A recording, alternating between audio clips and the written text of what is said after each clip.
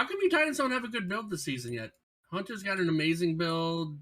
Warlock's got an amazing build. I don't know what you're talking about. You do not have an amazing build. I will feature it. No, I'll feature it Both later. Hunters and Titans have infinite one-shots. Do you? Yeah, you just said Titans. Hunters and Warlocks, my bad. Yeah. I haven't taken my Void build off yet, so don't care. If you have an infinite one-shot build, let me know. Because all I've got is a really powerful Thor's hammer, and that's about it. It's called the sweet business. You just keep shooting, and then eventually one of those shots will kill something. So where do you guys want to start this week? Shall we start, as we always do, with each new season? Sounds fun. We're off to an amazing start. Each new season.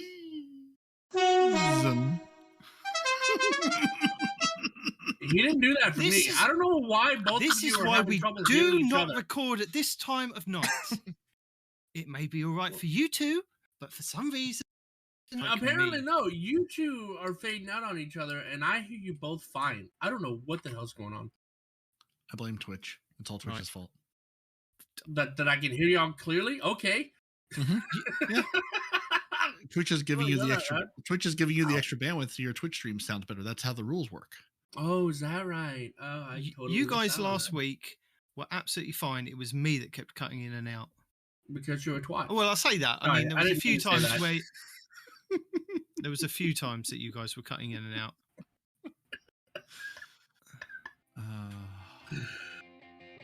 Welcome to Two Titans and a Hunter, a Destiny 2 podcast. Dedicated in bringing you all the latest information, news, and opinions. This is the best show for new and veteran Guardians alike, where we share tips, tricks, and tools to help you succeed and enjoy playing even more. So with all that said, let me hand you over to your hosts, the Triumph Hunting Titan Nitedemon, the pink-panted pansy Peroty, and your Hunter Master Ranger, Mr. No One Respawns in Real Life!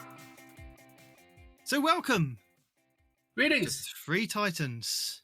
And no Hunters this season. No, definitely just this season. Just this season. No, you're not a Hunter this season. You're not a Hunter this season. I will jump off Titan right now and show you I'm a Hunter. You're not allowed to. Really? You're not allowed to. Let's try something. Hold on. Let's see if I'm not allowed to. Hold on. Oh. What's happening? What is this? Oh, this looks like character select. Oh, Hunter. Oh my God! It still works.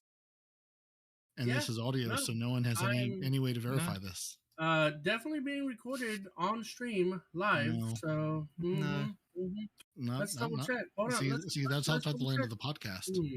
You're not allowed to. This was the bet. Ooh, hold on. This is audio. This is theater of the mind here. Oh. You have to imagine the pictures. Respawn has to paint you a picture. Oh. Respawn is painting you pictures. I am taunting Respawn, and Peroty is adding a bit of flavour. It looks like there is, in fact, still 2 Titans and 1 Hunter. Yeah. I just assume we were all Warlocks all the time, and we were Warlocks forever, because Warlocks are the supreme being of fire burning. Actually, 2 things wrong about that. First thing, Hunters are the only ones that have a true one-shot. Now, you Warlocks can throw all the grenades, but technically the grenades not a one-shot. It takes a couple of hits. So Hunters not only have the true one-shot, grenades, but we have infinite one-shots. Let me show you a little bit what I'm talking about. Not allowed to be on a Hunter, sir. I'm allowed to do whatever I want. Now, if no one on the podcast can see any of this, so... Oh, look at that. Oops, see how I got that knife right back immediately? I don't understand. I don't. All I'm seeing is this week in Bungie for the 26th of May, 2022. Posted 4 hours ago by Hippie, because yes, friends, we are recording super early this week, so all the things that Telesto breaks after Thursday evening, it's going to be a surprise. No, but before we get there, I want to tell the people what's happening next week in Destiny and all the other wonderful stuff. What still has to happen this week in Destiny too? We ain't finished this week yet. What do you mean? Well, we only care about next week. We care about next week. People care about next week. Not here. We've told them this week, and now we're going to tell them about next week, and then we'll tell them about what's going to happen this week, next week, later on tomorrow. Exactly. Next week in Destiny, the nightmares continue. Iron Banner returns with the new Rift mode. You can take down Kargan in the Insight Terminus Nightfall. And we have the new rotations for the raids and dungeons. So the featured raid for the week is going to be Garden of Salvation, and the featured dungeon is going to be Pit of Heresy. And that means that you can get pinnacle rewards from doing those, as well as the Vow of the Disciple raid. So you've got a couple of raids and a dungeon and the new dungeon. So 4 pinnacles out there for you to get. Showdown returns to the Crucible and on bonus Crucible ranks. So Showdown is very much a standard version of Trials of Osiris. You are split into 2 teams of 3 and play to the best of 5 matches, but instead of lives, you have a timer. So it still feels just as intense. So that's Showdown for next week, your featured Crucible mode. And following on from that, we have some new challenges for this season. So as we are in week 1 and we weren't able to view that beforehand, I will quickly go through week 1 and then we will run into week 2's. So week 1, we have Sorrowbound 1. Complete Bound in Sorrow 1 and defeat Scorn Chieftains. And that is 50 Scorn. And that will give you Challenge XP+. Next, we have Nightmare Containment 1. Successfully complete Tears of Nightmare Containment public event on the Derelict Leviathan throughout the season. And it's 25 of those, and that's Challenge XP+. Vestige of Dread 1. Throughout the season of the Haunted, collect Vestige of Dread and pick up material nodes on the Derelict Leviathan. And Vestiges of Dread, you have to do 1,500, and of materials is 20, and that is just Challenge XP. Sustained Fire. Defeat combatants with auto rifles or trace rifle final blows on the Derelict Leviathan and defeat combatants with solar damage in any Sever activity. Now this is 200 auto and trace rifle kills and 30 solar kills, and you get a Filament of Darkness and Challenge XP+. Next we have Derelict Leviathan activities. On the Derelict Leviathan, complete bounties and earn progress by completing patrols and public events. That is 18 of those. That will award you Challenge XP+ and some Bright Dust. Taking all the challenges, complete weekly playlist challenges. Just 3 of them. That will give you Challenge XP+ and some Bright Dust. Mid-range calibration. Calibrate mid-range weapons, which include hand cannons, glaives, auto rifles, fusion rifles, and machine guns on the Derelict Leviathan, and bonus progress for rapidly defeating combatants, and it's 200 of those. That will give you Challenge XP+ and Bright Dust. Here we go with our gambits. Dredging up victory. Complete gambit matches, earn bonus progress for wins. 15 of those. Challenge XP+ and some Bright Dust, and that's not 15 wins, that's just 15 points, and obviously wins give you more. Momentum Crash. Defeat Guardian's momentum control, earn bonus progress with zone advantage, and it's 75 of those. Challenge XP+ and some Bright Dust. Scorn Pest Control. Defeat Scorn combatants in Vanguard playlists or on the Derelict Leviathan, earn bonus progress for defeating tougher combatants, and that's 200 of those. That's Challenge XP+ and some Bright Dust. Week 2, which will be starting 31st of May 2022, we have Sorrowbound 2. So this is complete Bound in Sorrow and defeat Cabal with precision final blows. And you have to complete 2. And headshot precisions is 75, and that will give you Challenge XP+. Leviathan chests. Open world chests while exploring the Derelict Leviathan, and it's 75 of those, and that's Challenge XP. And they don't expect you to do this all in one week, so don't panic. This is throughout the whole season. Although there is potential that you could open 75 if you are dedicated for that week. Next we have Umbral Focusing 1, which is focusing equipment at the Crown of Sorrow throughout the season. So again, throughout the season. Focus 3 weapons and 2 armor pieces, and that will give you Challenge XP+. Harvest at Dawn. Defeat combatants with scythes final blows on the Derelict Leviathan and defeat combatants with solar power weapon final blows in the Sever activities. And that is 125 in the Harvest and 20 solar weapon blows. And that will give you a Filament of Darkness and Challenge XP+. Moon activities. On the Moon, earn progress by completing bounties, patrols, public events, and lost sectors. And that is 18 of those, and that will give you Challenge XP+ and Bright Dust. Now, I'm not entirely sure whether that is just go to the Moon and do those, or Leviathan counts as it's part of the Moon map. We will find out and let you know in next week, I guess, or when we do find it out. Next week, we have Lost in Legend, which is complete a lost sector on Legend or higher difficulty. That will reward you with Challenge XP+ and some Bright Dust. Close range calibration. Calibrate close range weapons, which include sidearms, submachine guns, shotguns, glaives, and swords on the moon. And bonus progress for rapidly defeating combatants, and it's 200 of those. That will give you challenge XP plus and some bright dust. Next, we have bank, kill, repeat, and points by banking moats, defeating blockers, and defeating guardians in Gambit. 250 of those. And that will give you challenge XP plus and some bright dust. Now we come to my favourite one. Iron sharpens iron. Because guess what? Iron Banner's back.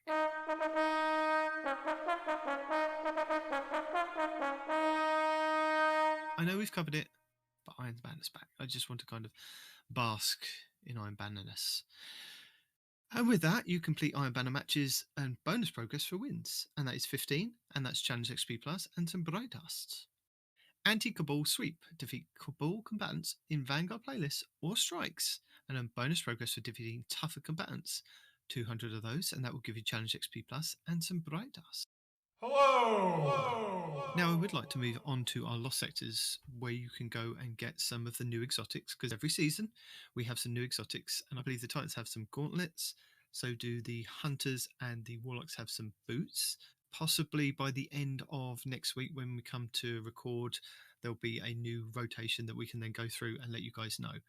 But just to let you know that legendary lost sectors and master lost sectors do drop exotics, and you have a higher chance to get the newer exotics on those days for the specific item. So if you go to a legendary lost sector and it says that it's got legs for that day and you don't have the new legs or boots, then you will be awarded those at the end of the lost sector if you get an engram to drop, an exotic engram to drop. That will be your primary thing. Once you've got the new thing, potential drops of other exotics thereon in. Legendary lost sectors do have a lower chance to drop them, whereas master have a more common chance to drop them, but not necessarily a guaranteed drop. So as we're kind of all lower light levels, maybe the best ones to do are the legendary ones, and just, or if you think you're up to it, go for the master. Entirely up to you what you want to do. I'm not your real dad. I'm not telling you what to do.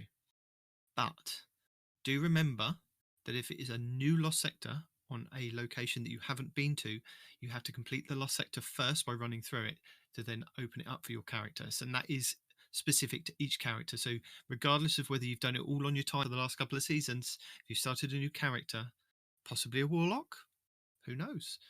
You're going to have to run through that lost sector first before the flag will then pop up. Once the flag's popped up outside, you can then select it to go legendary or master. Do be aware that your items will be locked. The flag outside will tell you what burns there are and what champions to expect. So as long as you've kind of got to, I think it's about rank 3 or 4 on your artifact for this season anyway, you'll be able to unlock the 3 different mods for whatever weapons you're going to be able to take in there, and just be aware of the burns as well. And yeah, good luck.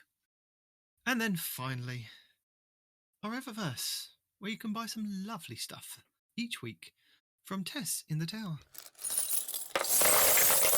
Or if you don't want to speak to Tess in the Tower, just go into your director and flick to the end to go to the store. Don't even have to go to the tower these days. It's magic. So currently this week, there are some new bundles for each class. They are the Sun's Apex for the Hunters. We have the Radiant Breakers for the Titans. And the Warlocks have the Dawn Singers. Very cool glows. They are, I believe, 1,500 silver each package. But very good ornaments if you want to kind of go with the theme of this season, which is the solo, of course. We all called it Respawn.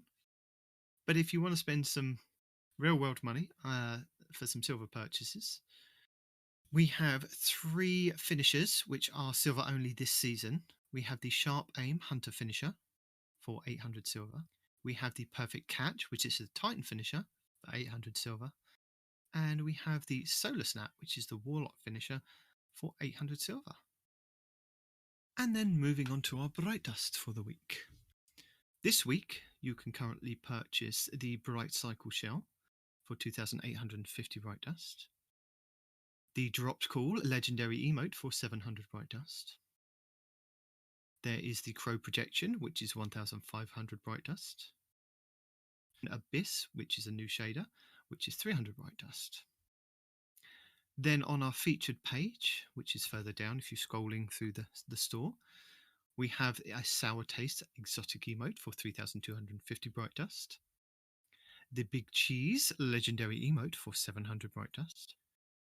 The Simulation Shell exotic ghost shell for 2,850 Bright Dust. Out of Dodge, which is your Sparrow, for 2,500 Bright Dust. The VG-17 Flying Fortress exotic ship for 2,000 Bright Dust. We have the Aeronautics of China projection, which is your ghost projection for 1,500. And then finally, we have the Packet Master Command for the Lord of Wolves, which is your weapon ornament for the Lord of Wolves, for 1,250 Bright Dust. So that's this week, week 1. And next week, starting the 31st of May, 2022, we will see the bundles that are going to be 1,500 silver for each of the specific ornaments for the Titan Hunter and the Warlock. It may be something that I kind of pick up with Bright Dust because some point down the line in the future, I don't think it's for the first week. I think it's going to be week 3. You'll be able to start purchasing them for some Bright Dust. So save your Bright Dust if you do like the look of those and you can't afford to use real world money. Then wait for week 3 and they'll start dropping. But what we do have next week for our Bright Dust, as I say each and every time, you do not need your concentrated matter gem, you do not need your glimmer shards, and you do not need your scavenger's boons. They are all things that you can put on your ghost shells to go and do specific things, and you'll get those items to drop. But what you could buy is the Glow Stick Dance, which is a legendary emote for 700 Bright Dust. If you're inclined, you could buy the Molten Weapon Ornament for the Dead Messenger, which is going to be for 1,250 Bright Dust. You could also buy the Up in Smoke Transmat Effect, which is 450 Bright Dust. Or you could have the Nectar Dynamo Shader for 300 Bright Dust. And then further down in the Eververse store, we have the exotic emote Spill the Tea for 3,250 Bright Dust. Canned Rage, which is going to be a legendary emote for 700 Bright Dust. We have the Izanagi Shell, which is your exotic ghost shell for 2,850 Bright Dust. Same style as the Izanagi's Bird and Sniper, exotic sniper. So it's got the symbols on the side of the fish. Next, we have the Unseeing to be Shown, which is your legendary weapon ornament for the fixed odds machine gun. That's going to be 700 Bright Dust. We have the Synchrotron Advancer exotic ship for 2,000 Bright Dust. X1V projection, ghost shell projection for 1,000 Bright Dust. And finally, for the 31st of May 2022, we have the Matter Scourge, which is your exotic emote for the Outbreak Perfected, a new one for 1,250 Bright Dust. So there you have it. Challenges, excellent. Bright Dust, and what is happening next week. It's very efficient. I like doing that. Mm-hmm. So should we tell people about the new season? Or do you think they already know because they're there? Well, I mean, do they? Some people haven't even left their Void subclass yet, from what I understand. So maybe we should tell them. Maybe they're not and they know. Hey, I dutifully picked up all the bounties and all the engrams that I had sitting at all the various vendors before the last season ended. Right up until the very last moment, I was collecting Gambit engrams and turning them into scout rifles and then trashing them immediately to get my gunsmith rank up. Guess what I did, guys? Not that. Enjoy logging in and seeing 100 brand new vault spaces that you've already filled up. Did you already fill it up? It sounds like you already filled it up. That's a knowing I may have filled 50 of those spaces so far. Golly, man. So you're saying there's new armor and stuff to get, man. Yeah, I still haven't even dunked into that new 100 yet. I'm still at like 498. No, but I tell you what I did do this season.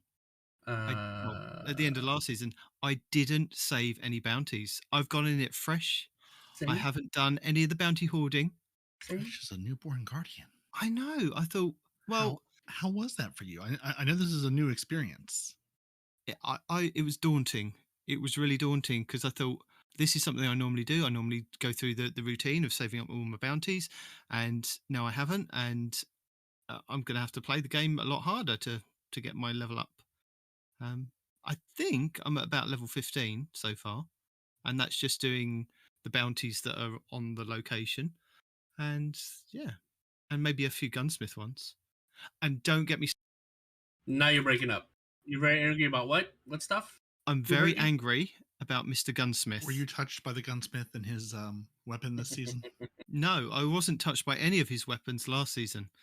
But what I can tell you was, well, you know, we were discussing about the gunsmith reputation and getting to level 16 to get the golf ball and to get the other ballie for your weapon crafting. Mm-hmm. Yeah, reset it for you. There because it's a giant marathon that you thought the grind was a grind to get your red weapons, but you'll never actually reset the gunsmith rank. Mm-hmm. That one. Wow, that was a long time. Yeah, and I was on rank 15, and I thought, I know what's gonna happen. Go ahead. I thought I'm going to go for it and see what I can do. So, the most optimal way of actually getting legendary weapons and armor pieces to dismantle was to do the legendary Psyops battlegrounds. And if you open the normal chest, it gave you 1 legendary. If you opened the additional chest, which was for the, I don't know, the currency that was available last season that you can still get this season, that was, I believe, 500 every time you opened it, or 200. Don't quote me on it. And that would give you 3 legendary drops. So in total, you would get 4. And I was doing this, and I was it was going up slowly. And then I thought maybe there's another way that I could do this. So I went into my collections and started buying blue items, but they only gave me 1 per dismantle of blue, although they only cost me Glimmer, 777, I believe.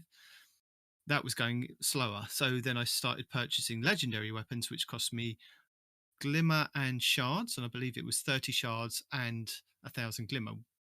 Again, that was going quite quickly. So I managed to get to rank 16. Brilliant.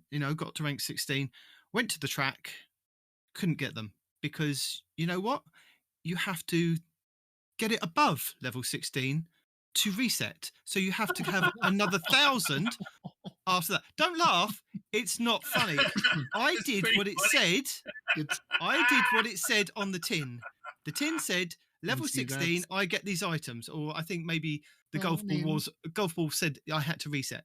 I mean, they're not wrong. You'll get there after level 16. Like, it didn't lie to you directly. It just lied to you in the way that Bungie lies to you by going, what we really meant to say was this.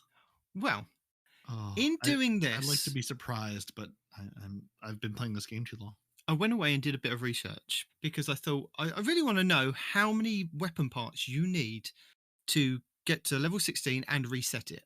Now, somebody on Reddit had already kind of put it all together, I believe, and it is literally 10,000 weapon parts in total to get to level 16 and reset to go back to 1 to get those 2 items. Now, working it out, that would mean that you'd need 3,333 roughly legendary items to dismantle. To get that, I believe that I worked it out that you would have to play 210 hours of the legendary Psyops battlegrounds, getting 4 legendary items for 17.5 hours a week for the 12 weeks of the season. And that is just doing the legendary Psyops. Because if you did anything else, you're not guaranteed to get like more than maybe 1 legendary item. Sometimes you only get 2 blues. It does depend on what you're getting. So in the calculations, I thought if I do it with the most optimal calculation, which was the 4 drops for say 15 minutes maximum, you can get 4 runs in an hour, which means that you can do like, I think it was the 200 total, which I see is absolutely ridiculous. Now, there might be people out there that have reset it. So how many hours was that you said? I believe it's 210 hours in total. So that's more hours than I played all of last season. According to Secret Scrubland, I played about 144 hours, give or take. 5 days, 23 hours and 23 minutes is what it says it boiled down to. While you're there, have a look at me and Respawn as well. I would, but I think they took away the ability to search. So I can send you the link, but unfortunately I can't because I was going to check and see where you guys sit in the. I'll put it in the host chat. Okay. Yeah, because I was curious because I also was thinking because it used to be they would only show you like the actual calendar, like how many days did you play each month, but there's now a calendar type for Bungie, so you can break it down by each season and see how many how long you played in the season. Okay. So because that's what I was curious about. Because I was curious, how much did I play this season? Obviously, Season of the Lost was a huge, long, double season, and I was curious, like, how much have I played this season versus other seasons? And I was already to do the math and the computations, and I was like, oh, it's there for me. I can just load this page up, and it's beautiful. Okay. See, the thing is with that, it doesn't matter how many hours that I've played in total, like you, because I could be doing things like doing lost sectors, and in lost sectors you don't actually get an exotic or a legendary to drop many times. Sometimes you get a blue to fall on the ground in between, but if you're doing like strikes, you might only get one.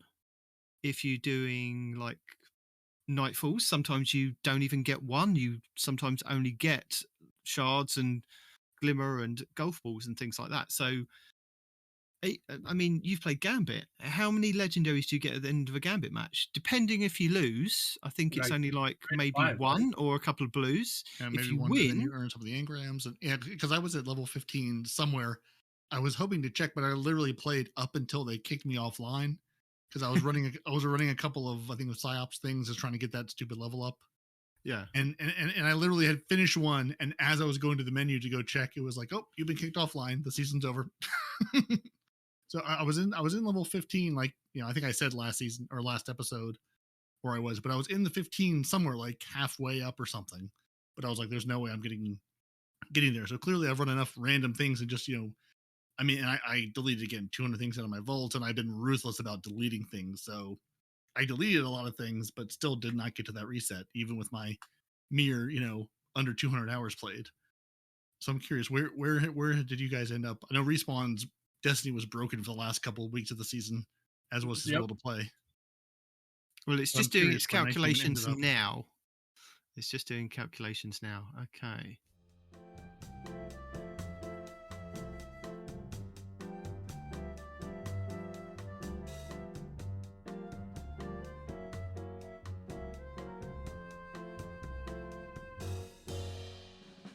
So it says Season of the Risen for 6 days, 13 Bungie hours and 33 minutes.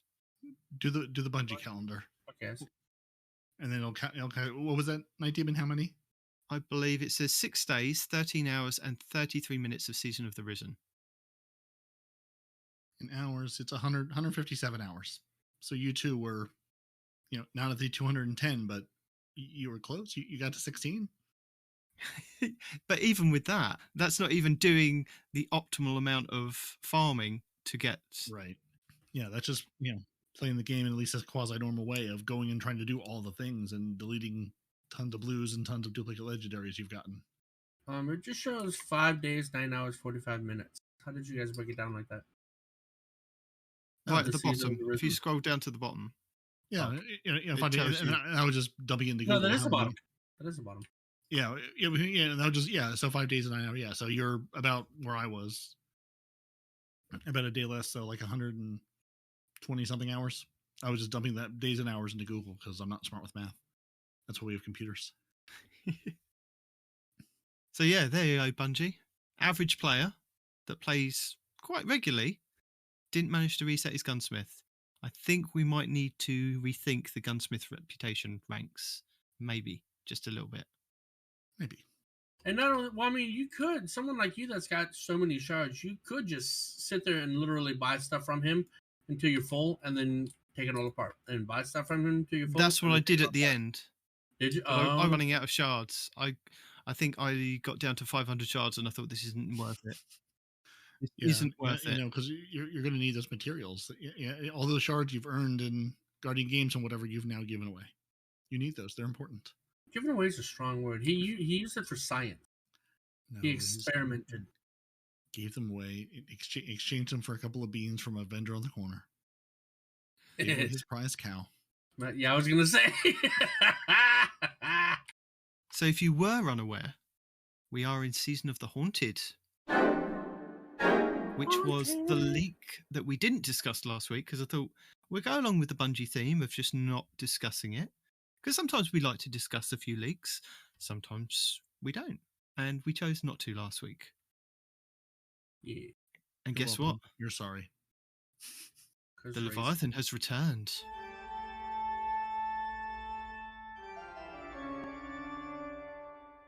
Indeed it did. Power, depravity, and vengeance. The object of Callus's desire has taken many shapes over the years. His once opulent ship, now derelict and corrupt, has returned to our galaxy. It sets sight on the pyramid ship lying dormant on the moon. As the Leviathan forms a connection with the pyramid, nightmares of the past awaken and threaten to torment any who dare intervene. Stare into the abyss and find bravery within the mantle of the Reaper and the steel of the Scythe. And apparently we're going to talk about Respawn now, because next is Luna's Ward. Luna's Ward? Ward? W-A-R-D. Ward. To better respond to the imminent threat, the helm has engaged its mobile command center capabilities and is now running dark within the moon's orbit. So we move the helm to the moon. Yeah. Yep, we have some very, very tall Cabal boys in very small hallways. I feel sorry for them. Their heads still don't touch the top. They're fine. Barely. Some time ago, they say that the helm was a ship, because people were speculating it was the old tower and that's where we kept having to go to. And then I think Bungie at some point went, no, it's a ship. And we were like, no, it's not a ship. And they went, yeah, it's a ship. Look, we've made it fly. Although I'm not so sure about actually having that crown on board, because that's had various bad repercussions for anybody, right? Especially on ships. Right. And also, so where did they put the giant servitor? Where did he get moved to? Oh, he's back on Earth. Is he? Okay. Yeah. Set up a nice servitor retirement home. I just wanted to point out that if you look in there, I don't see any Bombay doors, right? And I especially don't see anything big enough to remove said servitor and insert said, transmat giant helmet. It's all transmat. Zavala walked over and just said engage, and then it was there. And then he decided to set a seance out with all the candles. Mm-hmm. Okay. I mean, the endless forest is no more. So they had to do something with all those candles they had in storage. I mean, I said this to Blue the other day. I said, surely they could have put a different season in now, because if you think about it, this season's going to last for 3 months. That should take us up to around September, October time, when normally we have Festival of the Lost, which is the haunted season. Surely they could have tied it into that, but no, we've gone for haunted now. Again, extra candles. Got to do something with them. There's too many candles. There's going to be fires everywhere. Yeah, I'm not sure about... Well, I mean, there is a bonfire bash coming. Maybe that's what they're going to do with all the candles. Take them out of the helm and put them in the EAZ for the bonfire bash. Because it seemed like a terrible idea to have all those candles on board a ship. None of this seems safe. Yeah, there's no having the crown doesn't seem safe. Right, I'm sorry. Right, that was the first mistake. Giant evil crown. Yeah, especially candles. with all the relics inside that. Not relics, the runes inside of it. Like who right? No, nobody signed off on this. This was clearly someone being like, "Here's what we're gonna do. We'll ask for forgiveness, not permission." Is that before or after we become possessed by the helmet? Yes. Okay. All of that. Yeah. Who says we're not possessed by the helmet now? Nah.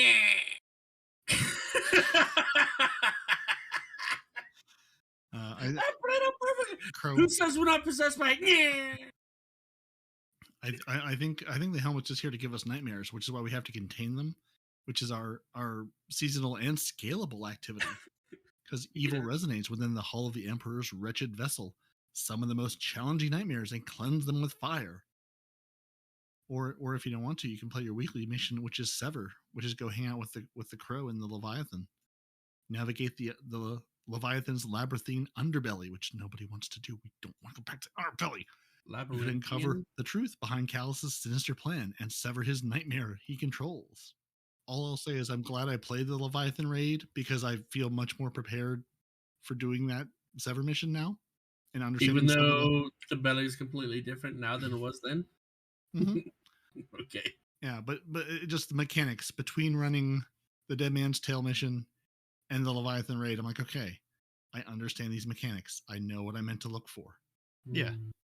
So I appreciate, and again, I've got all sorts of thoughts about why Bungie was like, we're not going to tell people about the season before the season drops. Shh. But I appreciate, as someone who's been playing this game, going, oh, these mechanics are familiar to me. I understand what I meant to do with them. And I like that. I like not spending the first week being like, I'm here. I'm going to shoot those guys. I'm going to let you people deal with all these things over here that I'm supposed to take somewhere and do something with. That's your job. Yeah, but if you do that, then you miss out on the whole scythe aspect of it. Which, I'm going to get into that, is disappointing in a whole new way. But we'll get to that later. Were you disappointed about both the nightmares and the splendor? No. Are you enjoying wielding Shiro 4's exotic sidearm, the trespasser, and letting lightning flash across the tarnished gold of the Leviathan's twisted halls? No. Do you like big, gaudy jewels and gold on your weaponry? What about some of them look good, but like, for example, if y'all remember, we still have all those what do you call them? Not shaders. When you change the way the weapon looks, ornaments. We still have the ornaments for all those guns from last season. So as soon as I got my first multi, I'm just like, nope. I put on the old shader, get rid of all the gems. So I guess that kind of answers your question. I suppose that's something that a lot of people, if they've only joined after the Menagerie, which was an event that we had in Destiny before them went away, where we got these jewel-encrusted weapons, they also came with ornaments. I believe they were Eververse ones, weren't they? They sure were. That you could get to change them to look. So if you haven't got those, I don't know if they're coming back to the Eververse or if they're going to be in-game. I don't think it's going to be either, because these were for legendary weapons, and as of yet, they haven't really given us any more legendary shaders outside of the seasonal weapons. Yeah, so I don't think the ornaments. Yeah, so I don't think that's going to be a thing. If you don't have them now, you don't have them. Yeah. I think that's so if you've got them, then good for you. But then we have got some new weapons, haven't we? We've got a new scythe, an arc scythe. No, we don't have a new scythe. Damn it. Not scythe. Glaive. Glaive. That's the word. Glaive. Yeah. Scythe, glaive, it's basically the same thing. It's not the same. Either tilt the blade or don't tilt the blade. That's basically all it is. I'd still 100% have the blade tilted. Without a doubt. A trace rifle that looks like another trace rifle. It's another void one, yeah. But it does void this time. So, yeah. Scout rifle and grenade launcher. Rocket launcher, sorry. Yeah. Rocket launcher. Yeah. So basically, if you haven't been here before Season 12 or at Season 12, all of these weapons were sunset at that point, and now they're back. So now you can go back to YouTube and look at people trying to get god rolls of Allstringers, and now they're going to be posting new videos about how to get a god roll of an Allstringer, and you can be very confused and figure out which year it is they're talking about, and if the god roll is the same god roll, or if the gods have all changed over as well and been sunset. Or you can pay attention and realize you don't need to go for a god roll because you can craft the Allstringer, which is also the only hand cannon you can currently craft in Destiny 2. Thank you. Or hear me out. You can just ignore them entirely because nobody needs an Allstringer. Or everybody in the PvP community. Well, that's the thing. They know not to listen to me. I'm a Gambit plebe. They're like, we don't listen to that man. We're just here to swap out last season's hand cannon for this season's hand cannon and move on with life. Pretty much. Or you could continue to listen to us further down the line in the next couple of weeks when we feature what's the best roles to have. And tell us what we should be crafting. Because really, just because I can craft it doesn't mean I know what I'm crafting. Or you should be crafting. But we can tell you, if you're a Season Pass owner, you instantly unlock the exotic weapon, the Trespasser. You have seasonal story missions. The reward track on our Season Pass, you get all rewards.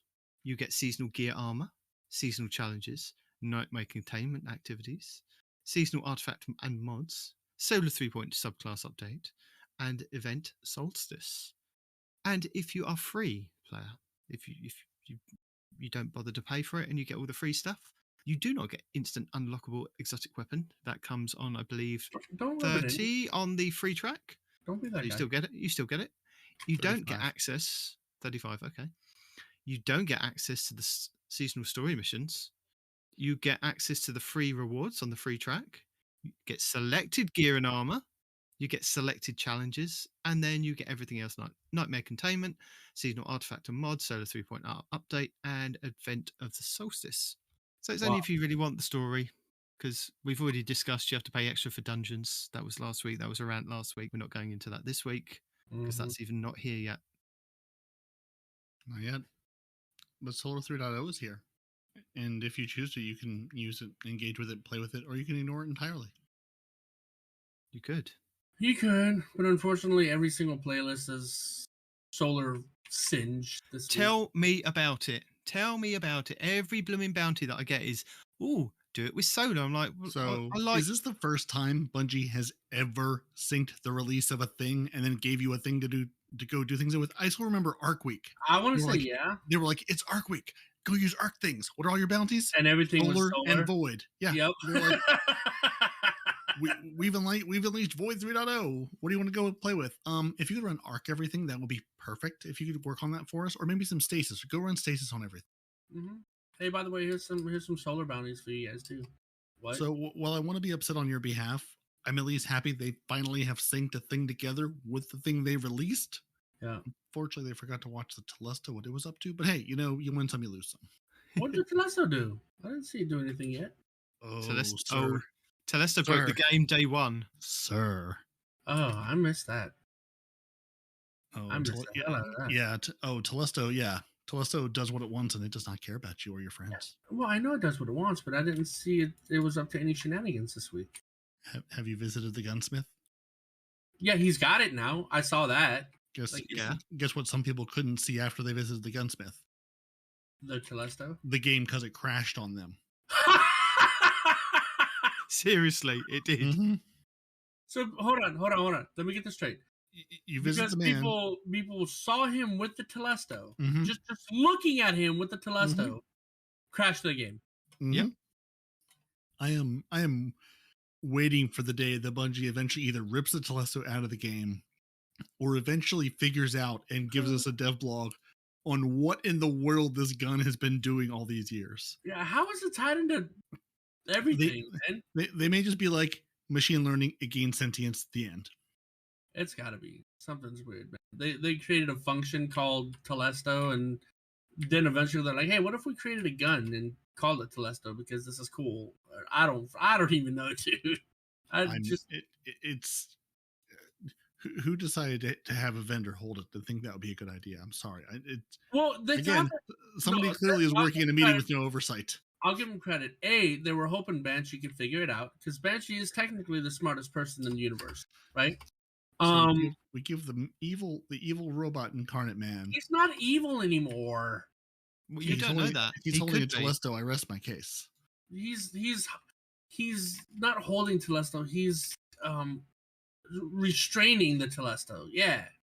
Not doing a very good job of it. Well, I mean, he's only one man or bot or whatever.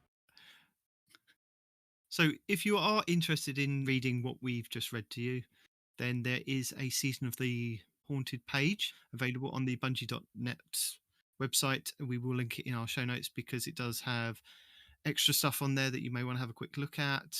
Nice art. It goes through the reward track for you if you're interested in seeing what's on the reward track if you're not in game, because let's face it, you can flick through it on game. It says there's a new silver bundle if you want to purchase another silver bundle for each season. There's some screenshots, trailers, and wallpaper if you are that way inclined. And yes, yeah. I am, because I need to swap out my wallpapers because now it's a new season, so I need to see what beautiful things they have for us. Yeah, I mean, I've got to do the same on the Twitter banner and every other banner that we've got. So yeah, all the fire, all the flame. So now that we're in the season, and we've told them what's happening this week and how they can dress up and where they can go for lost sectors, shall we tell them what's happening this week at Bungie for the 26th of May, which is today, which feels weird. It does. We normally discuss it weeks after. I mean, days after. It feels like weeks, depending how much has gone on and how long the TWAB is. I was really afraid that it was just be like, here's another 9,000 word TWAB. Go to town. Yeah, to be honest, I thought it was going to be like that because I thought they're going to go through Solar the same way that they went through with Void and go, this is what they... But they haven't. They haven't done half the stuff, and they've just gone, here you go, here's the game, explore. And they did give you a giant patch update. They were like, here's all the patch notes. Read them if you care. Don't if you don't. Which we're not going to read them all to you because it's very, very long. And I mean, much of it they've already talked about. I mean, the solar subclass stuff we can sort of touch on, but again, it's like most of this is like all the weapon changes, all the exotic shit, like all the stuff that they already told us, and how they're changing all the angles and tweaking each exotic for different things. It's like, if you care about your new favorite thing, go read the patch notes for 4.1.0. It has all the notes for this season and all the things that they've changed. Now that I've broken Nidemon's spirit by saying we're not going to read the whole thing, what are we going to read? We're gonna read a twab for today. Bungie wants to start out by saying that they're against kids getting shot in school. We're against kids getting shot by school. By schools? Yes, we are. I mean, yeah, we're also against that too, for that matter. Yes. They're providing some mental health resources: the National Alliance on Mental Illness (NAMI) and the JED Foundation (JED). They're two charities there. If you want to either donate money or I've been affected by this or things like this, looking for help, those are two places you can go. Because, yeah. Mm-hmm. And then they gear up to tell us about the ultimate question. The question that matters more than anything else. Is the moon haunted? Oh, I was going to say, what is the doctor's name? But I guess that matters too. I thought we already knew that the moon was haunted. It's definitely haunted. It's haunted. It's been haunted for a while. At least 3 years. Mm-hmm. Yeah. I mean, I think is Bungie not aware? Like, did they cut off Eris's connection? Did they like stop paying her cell phone plan? Have they not talked to her in a while? The only thing I can figure is they just stopped talking to Eris more. Because also, shouldn't someone be keeping tabs on, like, I don't know, gigantic floating planet-sized spaceships approaching the moon? Well, they were supposed to be leaving. Well, I mean, they just snuck the Leviathan into the moon, and apparently nobody noticed. They were like, this seems odd. Like was no one keeping tabs on this? Was no one watching for giant, space debris floating around? Look, we can only keep an eye on up to 3% of the sky at a time. All right. Where was it beforehand? Wasn't it above Nessus? So it's moved. Well, I mean, even after that, like, it was sent away. So it was at Nessus, and then it was sent away, like far, far away. Was it? Yeah. Why was it sent away? Because Keitel betrayed her father and sent him away and banished him. Arf!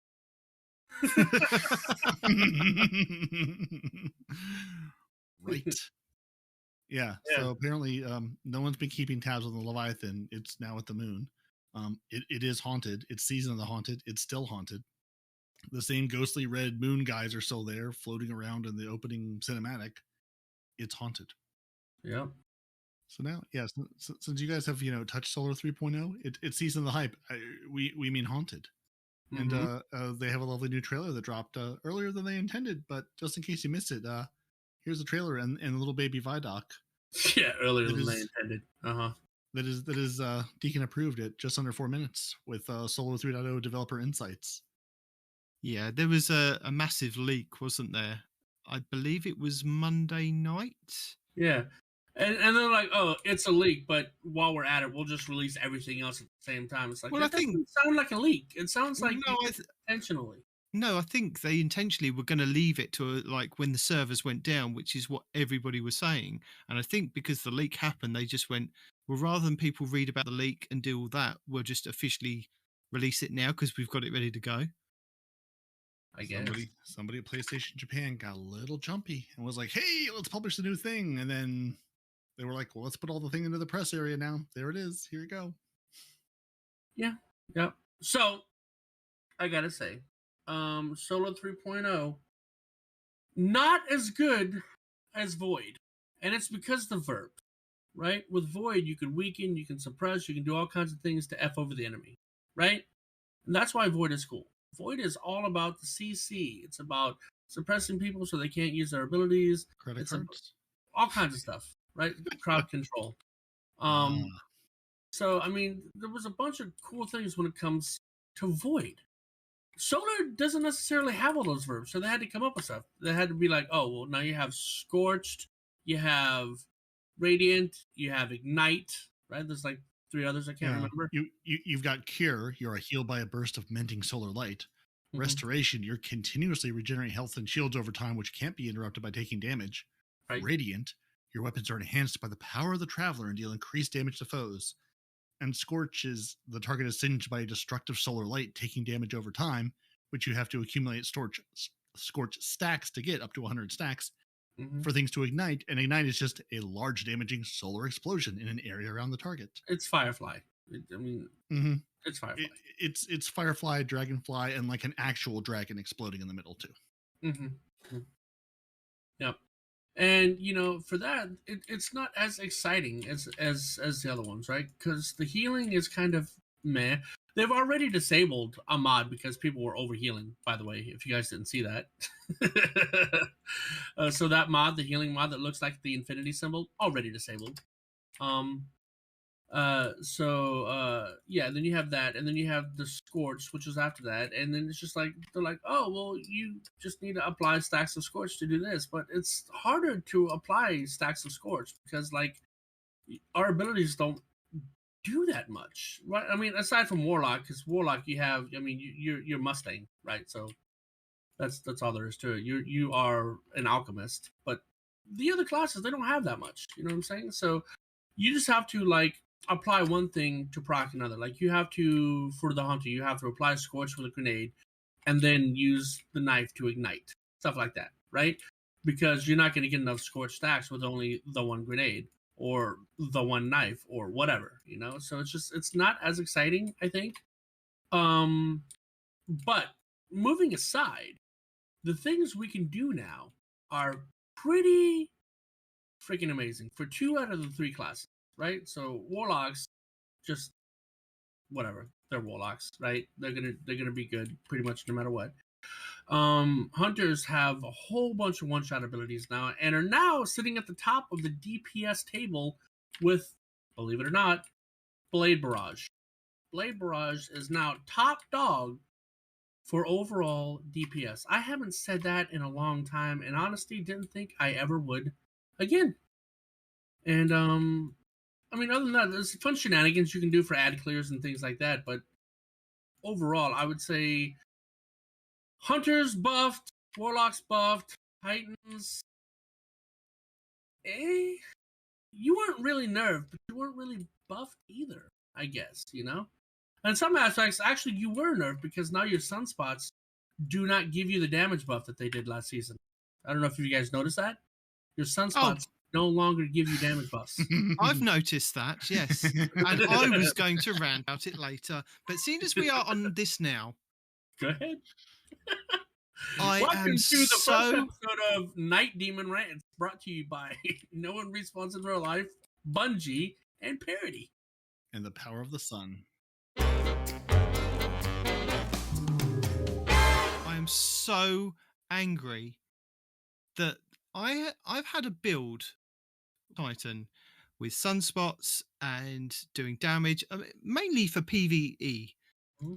And I've now got a completely different thing. It's something that is not, I know it's not what I was used to this new thing, but I think one of my main complaints is, now this was something that Bungie had started implementing into the game. Now you remember when we initially had the Jotun, and the Jotun then suddenly worked with the Titan sunspots, and it was like you get a Jotun kill, there's a sunspot that drops. And the same with the necrotic grips, I believe, with the Warlocks and Thorn. Yeah. For what? Yeah. What are you talking about? There was synergy in there. Yes, that's what it was. It was synergy, and Bungie had started doing this, so that synergizing the weapons with certain exotics. Now, I don't know whether it's a bug in the system or it's because they've changed the way that the Titans work. But Jotun no longer, if you get a kill, even in PvE, drops a sunspot. No matter what aspect fragment you've got on, throw the hammer, you get a kill with it, it drops a sunspot, fine. I do the solar shoulder charge, kill somebody, drops a solar thing. But if I use my Jotun, it does nothing apart from explode them into fire, and it doesn't drop the sunspot. And I'm like, that was one of my main builds. Why is this now something they made a feature of the Titan solar build, that you could use the bottom tree with the sunspots and a Jotun, and it would drop the sunspot? Why has that now been changed? I don't understand. Well, you're also forgetting, and this is where I'm playing devil's advocate here, is there's still fragments or aspects that we have yet to unlock until Friday. Yeah, I understand that. So those could have something to do with that. Yeah, it could, but I've seen some other people say like it's the same thing with the Sunshot. Like it seems like the synergies with the existing exotic solar weapons aren't there with the solar subclass. You know, things you want to see working together. It's like this seems like a no-brainer. This seems like an obvious thing, and it's just not there. Now maybe it's it's coming. They're like, hey, let's get this out the door, see how horribly broken it is, fix them big bugs first, then work on this as the next phase. But you'd think at least out of the gate some of that would be there. It makes sense, you would think. And I was waiting to see the TWAB to see if they'd made any note about it in the TWAB, but there's nothing in the TWAB. There was nothing that I'd kind of found on any of the Bungie help forums or on Reddit. Just that it's just not working as it was before. And now all they've changed is the way that you can set up your Titan subclass. I can still get the sunspots. I can get the sunspots by meleeing. I can get the sunspots by grenade. Well, I think mainly from... Actually, I'm not sure about the solar grenade, the one that flies out on the floor. I can't remember the name of it now, but the one that you throw on the floor and it just goes out in a long line of fire. Fusion? No, just I can't remember. It's the wall that I'm using right now. Yeah, like the firewall or whatever it's called. Yeah, I don't think you get sunspots from that, but I mean, I could be mistaken. I think I was just angry at the time. Thermite. That's the one. Let's test it. Does it make sunspots? You test it. See if it creates a sunspot. No sunspots. I just killed 2 people. No sunspots. See, I thought before they used to create sunspots, and depending on what piece of armor you had on, if I had my... Your throwing hammer makes sunspots like a sonic. Yeah, the throwing hammer does. But if I had my solar boots on, which are the Phoenix Cradles, would make the sunspots last longer, which they still do, or the burn lasts longer. But they've also changed the way that they work, because you could be standing in the sunspot and the timer wouldn't go down, and you could move out of it and then back into a sunspot and just keep that sunspot alive for a little bit longer by moving in and out of it. You can't do that anymore. I mean, maybe I can kind of understand them not doing that, but again, I still don't understand why the weapon synergy doesn't work and why maybe the grenades don't work, or certain grenades work with the Titans. They've made them a lot weaker than what they were, and they've seemed to have pulled the other 2 classes up more with their solar and their solar abilities.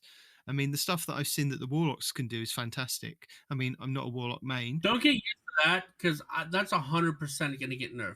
When you can spam that many grenades and cover that much of the map as a Warlock, in PvP, that's going to get hit. There's no way Bungie leaves that alone. At this point in time, you're looking at PvE with lower kind of levels of enemies. So yes, you throw a grenade out, you proc another grenade or whatever, the way that it's actually able to be done. But if you're going into higher content, you're not always going to get those one-shot kills with each ability, so it won't be easily chainable. I mean, it could be. I mean, I could be entirely wrong. But yeah, it's just, I'm not happy with what they've done with Titans, basically. Yeah, but that's only the sunspots that have been nerfed. And don't get me wrong, I had a whole build with the Tommy's matchbook and the Lorelai's helmet and all that other stuff to put out a bunch of damage real quick while healing, right? Mm-hmm. So the fact that I don't get that damage buff anymore really hurt my build. It still works for survivability and ad clear, but I don't get as much damage as I was getting towards bosses and yellow bars, right? So that kind of sucks. But at the same time, though, think about it. The only thing I like about the Titan is your Thor hammer, right? I've said that from the beginning. I think that's so cool. You can throw it, pick it back up, and if you get a kill, and now it's even stronger. You knew that 3 times, and now you're one-shotting a whole bunch of things and putting a massive damage on a yellow bar, right? So that hammer is very strong. And now that you can have that hammer on all the time without having to worry about what subclass you're on, it's kind of a strong thing to do, Now you have access to other grenades as well, right? So that's a bonus. You know what I'm saying? But it seems the only thing y'all didn't get a buff, right? Except for that hammer being everywhere. But y'all did get kind of a nerf because of your sunspots not increasing damage anymore. And then apparently, my Titan connoisseur Micah that I keep bringing up, the guy that's never, I don't think he even has the other two characters. I think he has a Titan and that's it, right? Yeah. But he was even saying that before the sunspots would kill a guardian in 2 ticks in PvP, and he's saying it doesn't do that anymore. Yeah, if the guardian was standing, yeah, we knew that the sunspots were going to get nerfed, and I'm okay with that. I don't mind if sunspots get nerfed, but what I do mind is that the fact that the Jotun doesn't have any synergy with the solar build anymore. That's what I'm unhappy about. Well, to be fair, you guys on the Warlocks were the only ones that had any synergy. Hunters didn't have a weapon synergy like that with anything. No, I think that didn't they rework the Lucky Pants word so that if you had the last word equipped, it would synergize better with the Lucky Pants? I don't remember that. I mean, the Lucky Pants just give a buff in general, to whatever hand cannon you have. And I think as an exotic it was exempt or it wasn't working properly with the Lucky Pants, and then they fixed it so that it was working properly with the Lucky Pants or something. I don't quite remember. I'm not even gonna lie. But even then, that's not really a synergy. It's not like, hey, I can make the poison spread further faster like the Warlocks can, or hey, I can create sunspots, which is a huge part of my build, right? With a Jotun, So even if there was a synergy there, it wasn't to the same degree that the Warlocks and the Titans had. But no, what I'm saying is Bungie made a big thing about it. They to start off with, it was something that people just discovered, and then Bungie came out and went, oh yes, we're now doing this with certain exotics, pairing with certain exotics, and was like, oh cool, what other things are you going to do? Then they came out with the necrotic grips. But then if they've accidentally done something with this, then surely they should be saying something about it. Or if they've decided they don't want to go down that route of making those weapons synergize with exotics, then surely they should tell us that way. And then either way, there should be some kind of communication. That we don't know about could be, hey, equip this, and explosive solar weapons will now make sunspots. There's still those things that are missing. And I know I was listening. There's a video I want to feature later on from Destiny Fun Police. He normally mains a Titan, as you know, but he's put out his first video of this season as a hunter. I saw on that. A hunter build. I saw that. He's explained why. There's a specific element that the hunters have now been given that was been taken away from the Titans, and I can't remember off the top of my head what it was. He also said in that video that he's going to go into a rant about why he thinks that the solar Titans have been nerfed and how he's not happy with it. So I'm waiting for that one to come. But also, there's another rant to come from me, and this makes my blood boil. Now, for those people that have been around since day dot of Destiny 2 and remember, you guys will remember, because I know we've covered this. But when we had Armor 1.0 and we were transitioning to 2.0, 1.0 Armor was set in stone with the perks that you could have on there. We then moved into Armor 2.0, and Bungie came out with a statement, and they said, I'm not quoting the verbatim because I didn't have a chance to go back and look at it, but they said, you can still keep your Armor 1.0. We won't do anything to it. You can, if you want to, you can keep that for as long as you want. We won't do anything to it. It won't be up to power level. It won't be up to light level. If you still want to have that in your vault and play with it when you want to play with it, like in Crucible, because it doesn't really matter, you are free to keep those items. Okay. So do you want to know what they've done? And they haven't said one word about it, and I am so angry about this. What do they do? How have they hurt you? They have really infuriated me. I was looking at Destiny Item Manager the other night, and I happened to scroll down to my inventory. Yeah. I happened to come across some grayed out squares, and I was like, what are these grey squares that are now in my Destiny Item Manager?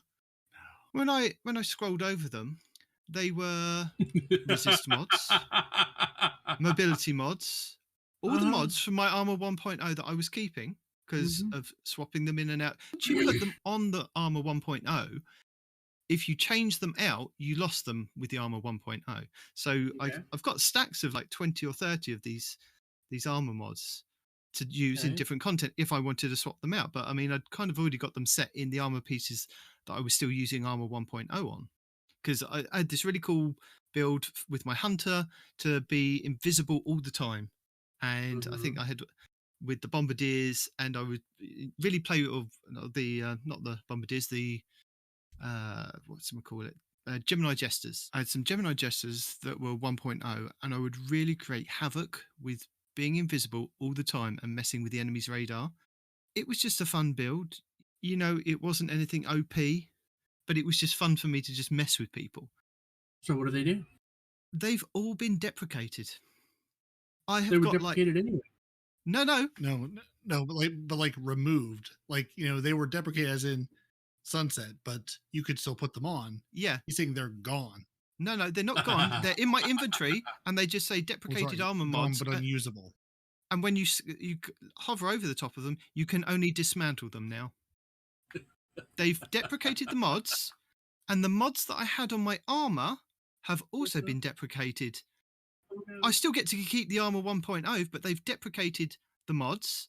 They've also deprecated the perks that were on the armor. So, for example, on the Gemini Jesters that I had a scout rifle dexterity. I had a bomber perk or a dynamo perk that I could select from the first column. That all of those have been deprecated, but the armor is still there. I am so angry that they haven't bothered to say anything. No, I'm not. No, I'm angry that they haven't said something. Because the armor, as you've just said, is still there. So they didn't touch your armor. They have. Touched the mods. They've deprecated the perks on the armor as well. Oh, have they? Yes. Oh. All the perks on them, apart from the mobility and the resilience, the only two selectable left on it. All the other perks that I had on there. So if I had hand cannon scavenger, dynamo on there, primary ammo finder, hand cannon scavenger, have all been deprecated as well, making the armor basically useless, which is what they said they wouldn't do. They didn't say... They said they would never nerf weapons anymore. They would never do this. They would never do that. Bungie said, we will give you more vault space, but that vault space will come at a high and terrible price that you will not know until you've already made the agreement to accept the vault space into your life. No. Okay, I would have accepted the vault space if they'd have come out ahead of time and told me this was going to happen. Would you hand back your 100 vault spaces for your armor 1.0? Possibly. Ooh, that was a pause. Them's fighting words. Right. So there are two people that are with you on Reddit that have also noticed this in the last 2 days.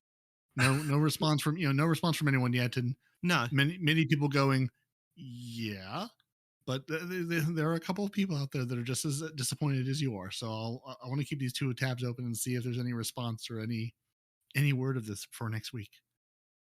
But you see my frustration on this is the fact that it wasn't told to us ahead of time.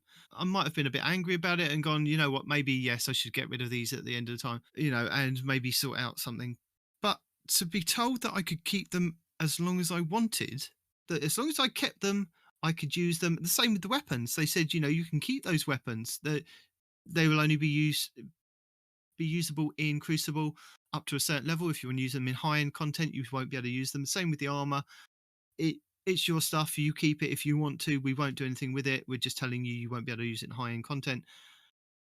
I can understand if they'd come out and said, because we're now making Iron Banner, like there's no power level in that, maybe some of the old armors would have affected that. And if they'd have come out and said something, just any reason why, we're sorry, we did say at this point in time that you could use it forever, but we've now, because of this, X, Y, and Z, you're going to have to kind of either give them up or just to have them, the perks and the mods deprecated.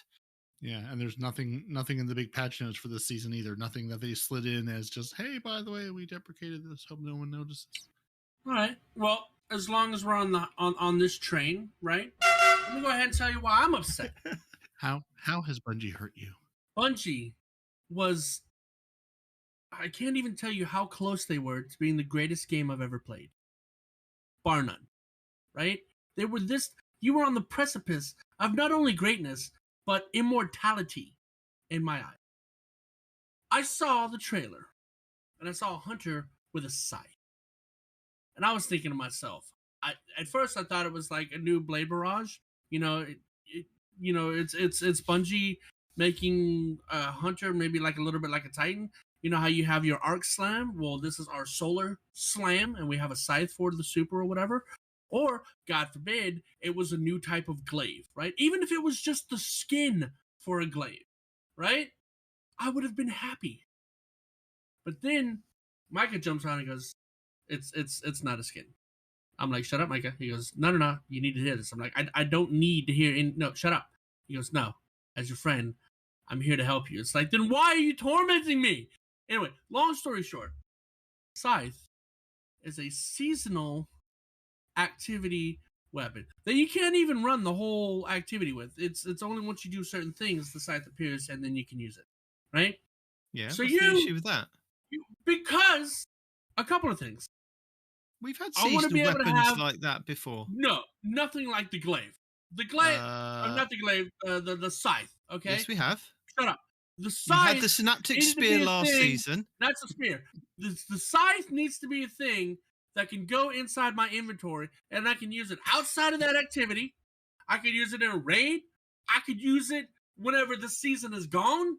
It needs to be an item in my inventory. I needed this to be a thing.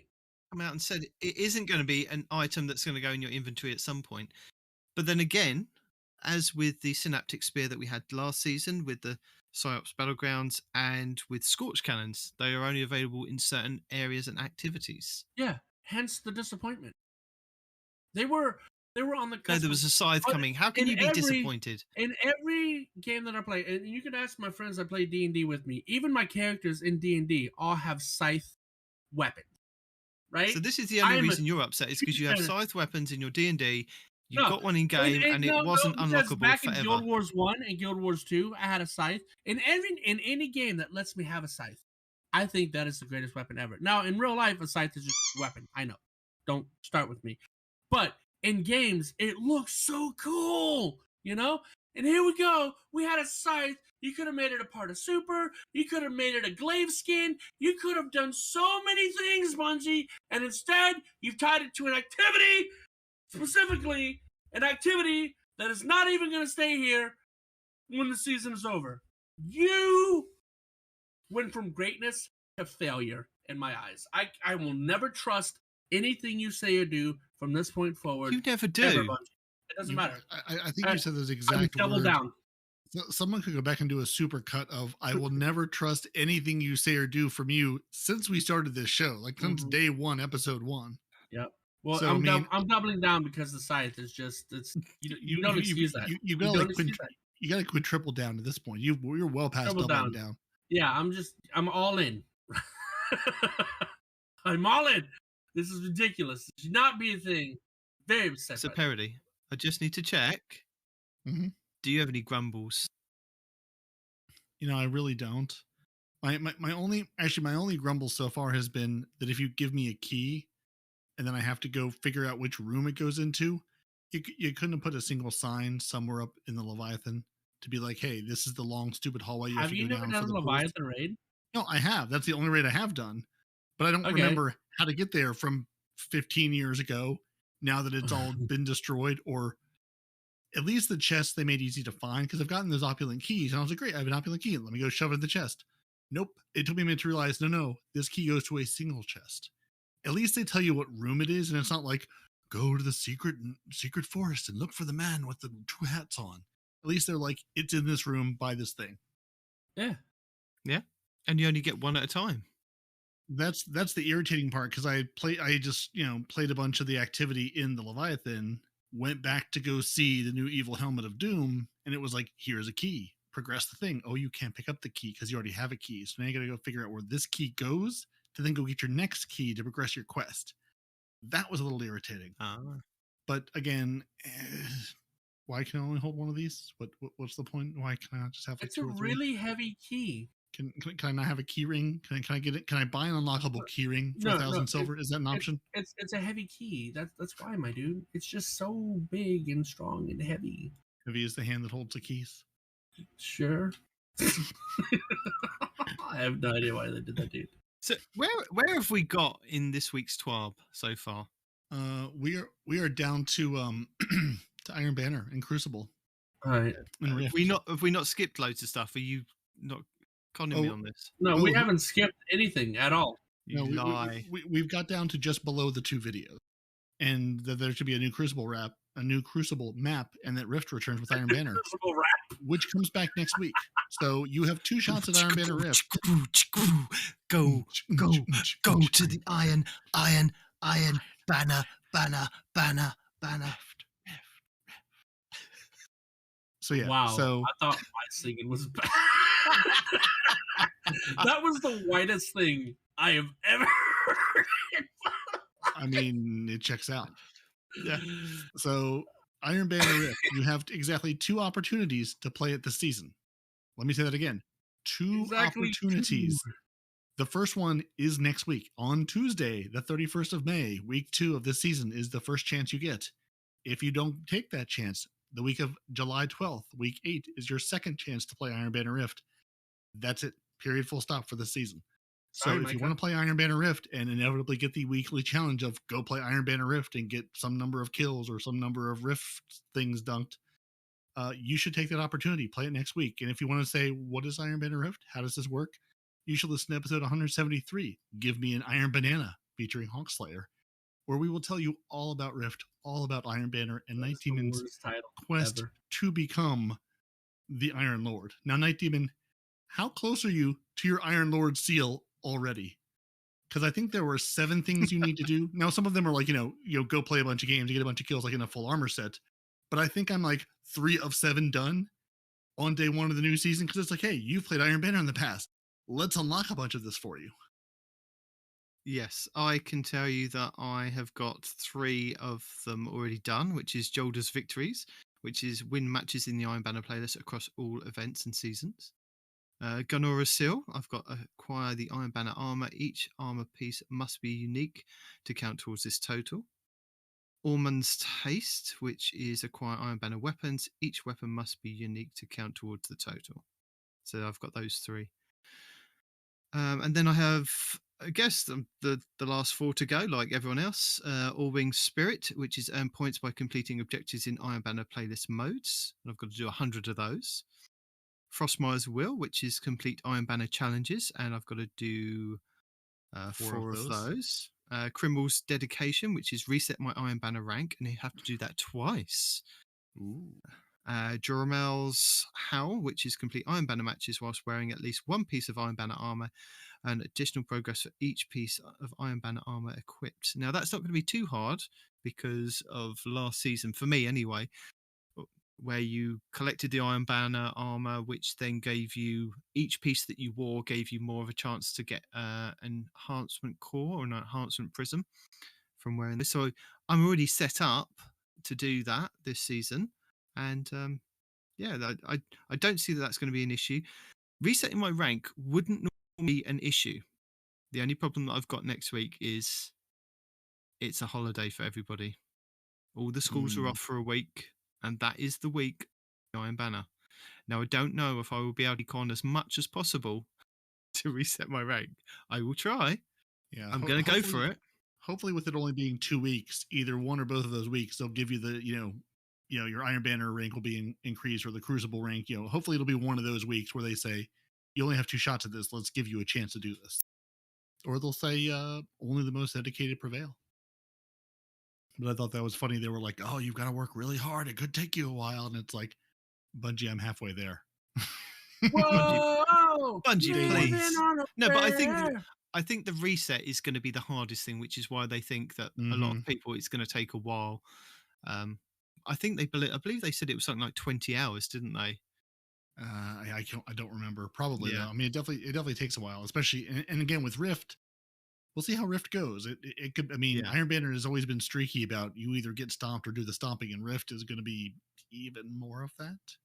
You're either going to have a team who has some clue what they're doing, or you're absolutely hopeless.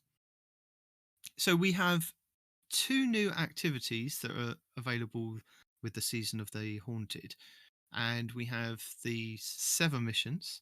You have to sever the server. Yeah.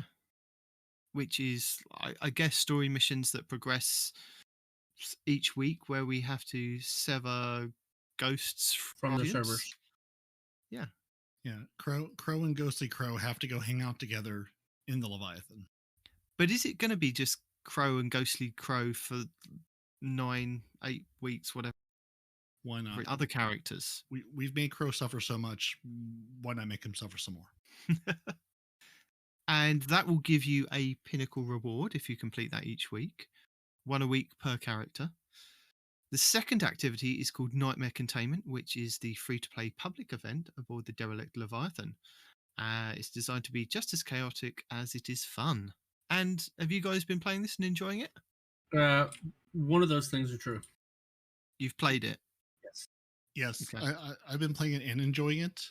I told myself this season, I'm going to make a point to actually engage with a seasonal activity, because I never do until like 3/4 of the way through the season. It's like, I haven't touched this yet. So I'm like, I'm going to run around and I'm going to murder all the things and haunt all the nightmares and pick up all the things. It'll be great. The problem is it's always in the same space. It never changes. And I still haven't figured out. Somebody said that, oh, by the way, after you've opened the chest for 2 minutes, you get to hang out and open up other chests until the timer's up. But I haven't found a single one of those damn chests that I can open. Okay. So once you've opened once you've opened the main chest, your best bet is to put on Combo Finder on your Ghost. I got that on. Yeah. You've got that on. If you run over to the left or the right from where the boss is, on the top level, there are 2 doors in the alcoves where the enemies come out, and they've got switches next to the doors. It will also tell you once you get close to the door that if there's a chest in there. If there's a chest in there, open the door. If there's not, go to the other side. As you run round, if you hug the wall as you go round, you will see if there's a chest in one of the locked rooms. There is another chest, kind of locked area where you first spawn in. That's another one if you go that way round. If you go down the stairs, there is, I think it's about 3/4 of the way down, there's another door on the right as you're going down the stairs. If you carry on going... Need a map. There is a map. There's a map? All right. I need you to put that in the chat. As you go back up, there is another door that is just down in that kind of center area where there's a doorway that you can go down into. I think it's either the baths or the pleasure gardens. There is a map going around, I believe, on Twitter. I think Destiny Bulletin had one posted. I mean, as you said, not many people know this, and it was only, I think, where I'd watched so many kind of guide videos, and Ibontis pointed it out. Ibontis has a couple of cool videos this season to start off with. He has Season of the Hunt guide, where he goes over new currencies, the new activities, and the optimization. Like I said, with your ghost, you can put on a finder on your ghost for the new planetary materials that are on the Leviathan, those little red bubbly things that as you walk past you can collect. Those go towards the points, or towards unlocking like a second chest from the stave that you put in the ground to summon that last boss.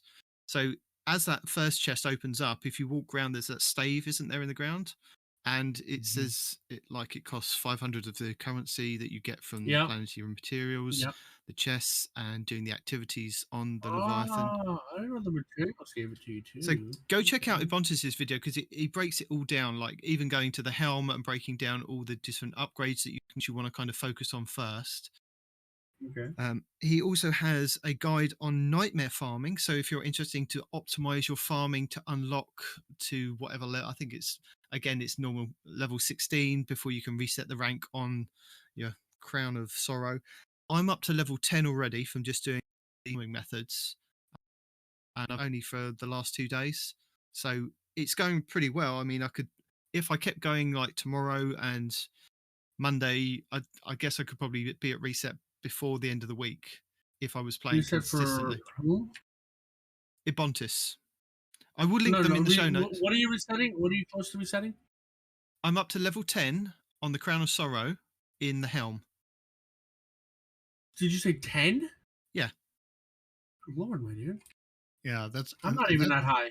Wow. Yeah, I want to watch Abundus' video because this is the problem I also have with each new season. What's the loop I need to play? What materials do I need to collect, and where do they come from to complete the loop? Because I end up doing part of it and end up with some of the materials and I don't know where to take them or what to do with them, or I'm missing some piece of, I was on with Pan the other night and I was like, oh, you have to take your memories of disgust or something and like shove them into the stave after you do the level 3 nightmare thing. It's like, it's totally unintuitive. It's like you shove it in the ground. Once you're done, walk up to it, offer it a thing, you get more things out of it. Yeah, and then take a lap. I just found the chest by mistake. It was like, oh, I have 2 minutes after this event. Well, let me just sort of run around this room. And I just happened to be the first door to my right in that hallway. I was like, oh, there's a chest here. Okay. I didn't realize there was a second chest until later in the week. I was like, okay, that's why, every time it's like, here's 2 extra minutes. I'm going, for what? There's no one talking to me. There's no storyline. There's something I'm supposed to find. There's only ever going to be 2? Sorry? Of those chests. Because Peroty just said, oh, look, there's number 2. Like, is there only 2? There's only 2. There's only 2 at the end. Sorry. Go ahead. There's only 2 that you can find additionally from the extra rooms round Leviathan after you've defeated the boss and collected the chest that pops up there. And they are in random doors, so they're not the same ones each time. So that's why you kind of have to do a lap. Buntis in his one of his breakdown videos, I can't remember whether it's the Nightmare Farming Guide. I think it might be the Season of the Haunted Guide, where he breaks down like on your ghost shell, what you are looking to do is not use your XP boost as much. So you want to be using the cache detector. Okay. Which detects the caches and resources within 40 meters. And then you also want the Bountiful Harvest, which is a chance to obtain additional resources when harvesting. Now, what I found is that when I was opening chests with just my ghost on, it would give me 10 resources rather than, I believe it was something like 5 or even less than that, 3 or 4. If you then also equip the new armor, which is those green sets that you can get, which is called the Idions. That increases the amount that you get, yeah. Yeah, on each item, it says Visage of the Reaper grants 5% additional vestige of dread from all sources. Each piece of armor that you are wearing with this perk on it increases the bonus up to a maximum of 4 items, which is 20%. So it gives you allowance for having an exotic as well. I mean, I was wearing that armor whilst playing the event, so I was getting an extra couple of items to go with once I was kind of looting chests and things. I mean, I was getting quite a lot of that. Those 2 extra chests, do they cost more resources to open? Or can you no, they're free, but they will also give you they give you a chance at the Bound Presence, which is the red bally thing that you can now get. It will also give you a chance at whatever it is called, the Vestige of Dread, which is the element that you can collect from Leviathan, and you get those out of chests. It also gives you a chance at getting a key as well. So if you don't get a key to drop with the boss, you get a chance at those second chests around the room as well. Also defeating nightmares, you get those as well. But as I said, Buntis explains it in better than I can with in a video, so you get to see as well as hear what he's talking about because he shows you examples. So it's worth looking at. That's what Bungie should ship a new season with. Of here's the gameplay loop that you're supposed to do, and here's what all of these new materials and new currencies are meant to do. And the thing that confused me is, were you guys confused? At A, there is a drop down for the Leviathan, and B, it doesn't really seem to matter which one you pick if you do the Castellum or the Containment, because it's like, I love the way it's worded. It's like, use this if you sort of intend to run the event, or use this if you sort of intend to explore, but you can do either in either. It doesn't really seem to matter, except it spawns you, I think, in different places. I think one, it starts you in the Pleasure Garden. One, it starts you, up in the Castellum in the big main room. Well, what I found is if you just use the Castellum one, which is the default one, it puts you in the Castellum, and you can either, if there's a public event going on, you can start one, which I did, and it was just me for the whole of the first wave. and then suddenly all these other guardians spawned in. What I've noticed is if you leave it on default, that's more of a I want to roam kind of thing. Yeah. But if you drop it down, you have a better chance of being spawned in with a bunch of people already doing it. That's what I've noticed. So. Yeah. Okay. Yeah. I mean, that's sort of, again, I guess that's their intention, but it was weird. It's like, here's two options. Also, this is a 1580 event, and we're just going to push you all to 1570, which I didn't even look at the power level because I just assumed it was, I'm at basically at seasonal power. I'm at 1560-ish, and it should be fine. I didn't even see it until later. It's like, this event's 1580, but we're going to push you all to 1570 anyway. So, which makes me think, are we maybe moving toward a world where we don't really care about light level as much? We've never cared about light level. All that's ever done is lock us out of something. Or make something too hard to do. That's all it's ever been. No, right. But I'm like, is this maybe a tiny baby step toward, hey, let's just get rid of this whole light level thing entirely, or at least as a lock to keep you out of events, to keep you out of things? Because we're still a looter shooter at heart. Like, they've removed the light level from Iron Banner. They've removed from the new seasonal play space and activity. Again, it's a tiny baby step, and maybe this is just them going, let's see what happens if we do this. Yeah. I mean, you really want to be an RPG. In RPGs, the characters level up, the weapons don't. The only thing the weapons do is they might gain perks as they go along, but that's it. You want to be an RPG? Take away light level. Light level is the dumbest thing ever since D1. I can't stand it, Can't stand it. Level up your character, not your gear, bud. Well, you say that. I mean, I know it pushes, and I don't understand why it pushes up to 1570, and it says the activity is 1580. But then on exploring some of the other parts of the Leviathan and going into like the pleasure gardens and the royal pools, I did come across some enemies that were 1610, and I believe these are some of the nightmares that you can hunt down for some of the triumphs that are around. Think of that. There is another video by Bontis that goes over, I think it's the shared fears nightmare. You're having a rough day today, my dude. Am I? Yeah. Okay.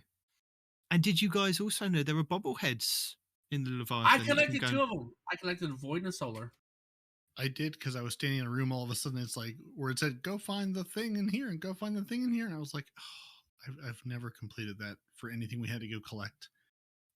and Bontes put out a lovely video of here's where to go find them. And maybe because they're bobbleheads, I'll do it. But I said that last time, and I never did the cats or the moths or anything else. You can still do the cats and the moths. They're still in the game. Oh, I know I can. I'm not saying I'm going to, but I'm saying it's a choice. Yeah, I think the point is that he hadn't done it before. Why would he start now, kind of thing? Yeah. There's things on the Dreaming City I've never done, and yet that exists still.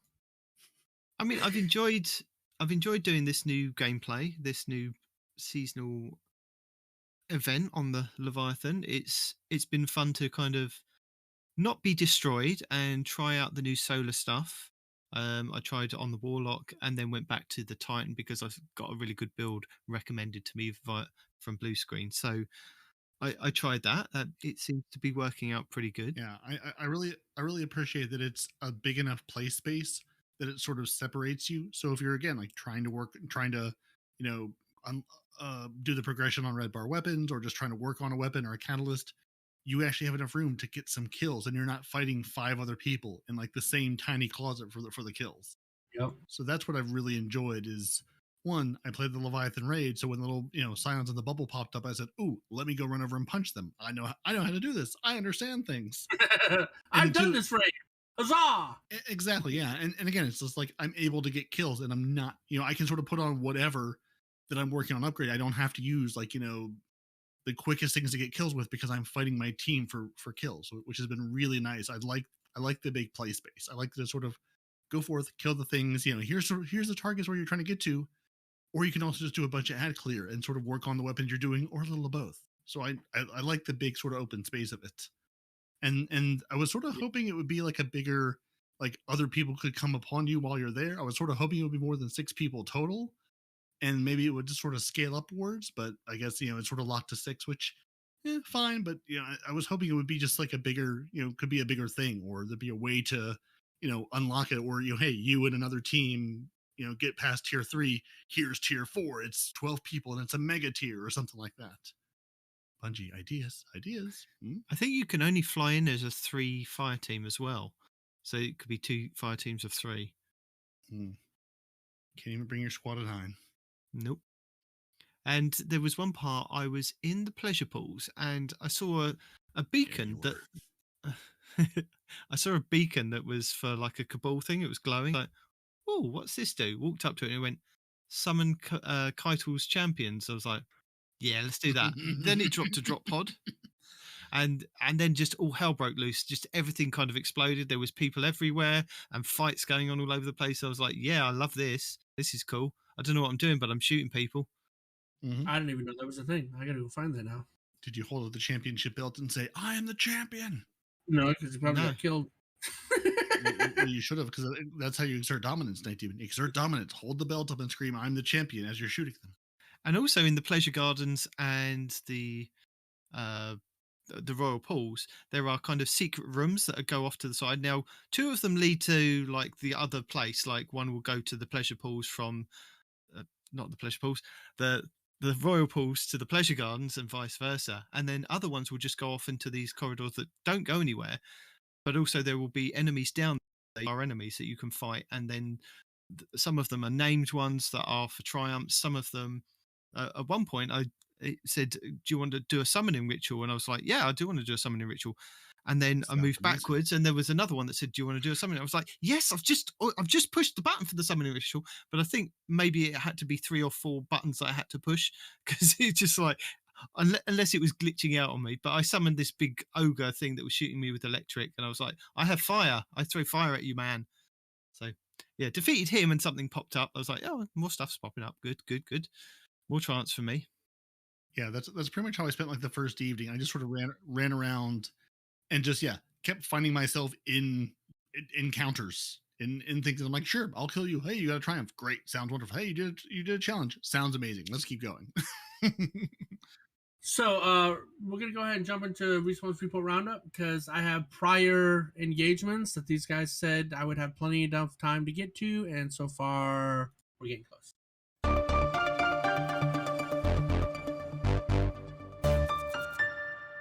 And he foolishly believed us. We deployed a change to public spaces to limit the number of fire teams allowed in one, in order to fix blocking issues in several activities and missions. This change does not affect the Leviathan or the tower. A more permanent fix will be issued at a later date. Due to a performance issue with the Ember of Benevolence fragment not working as intended, it's been disabled for use until the fix can be deployed at a later date. The current ETA is earlier. Yeah. G. Jake says, I love the new solar dodge, that backflip. However, I'm so silly confused by in-air accuracy, probably by my own fault for not doing enough research and digging. But if your average player is a casual, how the heck are they going to understand? DMG says, we're targeting a more in-game messaging / tooltips to explain the changes in the future. Understand that it's difficult to approach for many players who aren't deep in TWABs and patch notes. Team's also keeping an eye on feedback for future tuning, so definitely keep it coming. Paul Tassie's like, yo, dirty effing hippie and that DMG04. Is there a way to get like updates on how close you are to the fragments? Like even just on social? Likely we'll have an update tomorrow. Stay tuned. And that's the fact that there are 4 still locked fragments that apparently we as a community are supposed to do 20 million nightmare containment completions before they unlock, but they unlock for some people early. So if you have them unlocked, they're not going to take them away. But if they're still locked for you, that at some point when we reach 20 million completions, they unlock. But we have no idea how to tell. So that's what he's asking about. Yeah, I went to Ikora and she went, do you want all of these things? I went, yes, please. Lucky. And then, yeah. So moving on, earlier, I made a joke to these guys about how the Titan shoulder pads are getting smaller and smaller. Bungie said, hold my beer. Yeah, Bungie said, hold my beer. Giant now you have shoulder pads. These aren't shoulder pads. These are sewer grates, okay? These are like 20-inch rims on an Impala, Hala, okay? So Titan exotic gauntlets called Second Chance. Gain a second charge of your shield throw melee, which becomes shield piercing and stuns barrier champion. Where was that season with the Season of the Void? You gave me Solar 3.0 and then you gave me a new Void toy to play with, Bungie. You're doing it wrong. I mean, that makes you look like a transformer. Like, I have to expect to see the site and say, right? Yeah. And we got, for the hunters, we have Caliban's Hand. Your proximity knife scorches targets and damages within its explosion, or ignites targets on a direct hit. Nice. After throwing a proximity knife, you gain increased melee regeneration until the knife explodes. Very, very nice. This will also synergize with the build I'm about to tell you guys. So this glove or the ones we're currently wearing both synergize really well. Okay. The Warlocks, I guess? Yep. Okay. It has Warlock leg armor. Really thin legs on the Warlock, which, man, somebody skipped leg day. Soaring.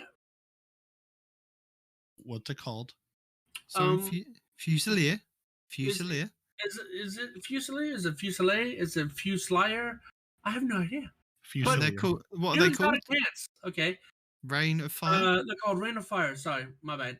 I was looking at Soaring Fusilier as the name. My bad. Okay, so air dodge reloads all of your weapons and improves the airborne effectiveness of fusion rifles and linear fusion rifles. Final blows with these weapons make you radiant. You are literally a fighter jet. New exotic sword. That is a unique design. What the? It's called the Heart's Shadow. Its perk is heavy attacks made with full sword energy turn you invisible and fire exploding void projectiles. I can go invisible as a Titan in Crucible. Oh no, look at this. An aspect of fragment. That's exactly where my brain went too. I win everything! This right here was actually made for Titans because look at the resistance and the efficiency and those gloves that you guys have for swords. Oh, no one's blocking with that nonsense, though. Does that technically mean I win another season in playing as a Titan? No. I'm sure it does. No. I think the bet was until the end of that season. Damn it! Things that weren't in the game, you can't claim. Just like he can't claim parts of the game, you can't claim future things in the game. No, I'm sure I could. I don't think they would know. No, it wasn't there. There was no time. No, I'm putting I'm sorry, you've Brexited this bet. I put a statute of limitations on here. There wasn't a statute of limitations.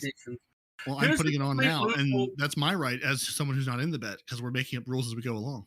That's right. You didn't specify. I didn't specify. This is where we live now. Destiny Bulletin. Here's the complete loot pool. Do we? Oh yeah. You did. Sorry, you did tell people what it did. Sorry. I was like, have you told me what it did? Yes, you did. The beautiful Heart Shadow Sword. Sorry, I'll shut up now. Here's the complete loot pool of the new Duality dungeon. You have fixed odds. That's a heavy machine gun. The Duality boots, Duality gauntlets, Duality helmet. The Epicurean fusion rifle, the Deepest Truth looks like that's an emblem. Mandate of Strength is a ship, and you have armor, and then the Heart Shadow exotic sword. And then we have something called a Storm Chaser. I can't tell what that is. Maybe a pulse rifle. And then an Unforgiven, which looks like a scout rifle. But we'll see. It looks like a grenade launcher, pulse rifle, scout rifle, possibly, and maybe the auto rifle. The new purpose might be an auto rifle. Maybe? Fusion rifle, yeah, possibly. Rifle. We'll see. Dungeon comes out Friday. Stay tuned. Jotun Catalyst has been added with Season of the Haunted. Goodbye PvP forever. Its perks that come with the Catalyst are cornered, which increases the rate of fire if you're surrounded. But it also comes with something called Incandescent. Defeating a target spreads Scorch to those nearby. More powerful combatants and opposing guardians cause Scorch in a larger radius, as if it didn't already have enough of an explosive radius. It doesn't. Guardian Games top 10% emblem. Has anyone received the top 10 emblems of the games? I placed within the top 10% each week for Guardian Games and lit every torch, but still haven't received anything from them or even an achievement. Despite lighting every platinum torch and having the top 10% in each week's competitive playlist, did I miss something and not complete it properly? Or has Bungie just not sent out the emblem yet? I was really excited to get this emblem.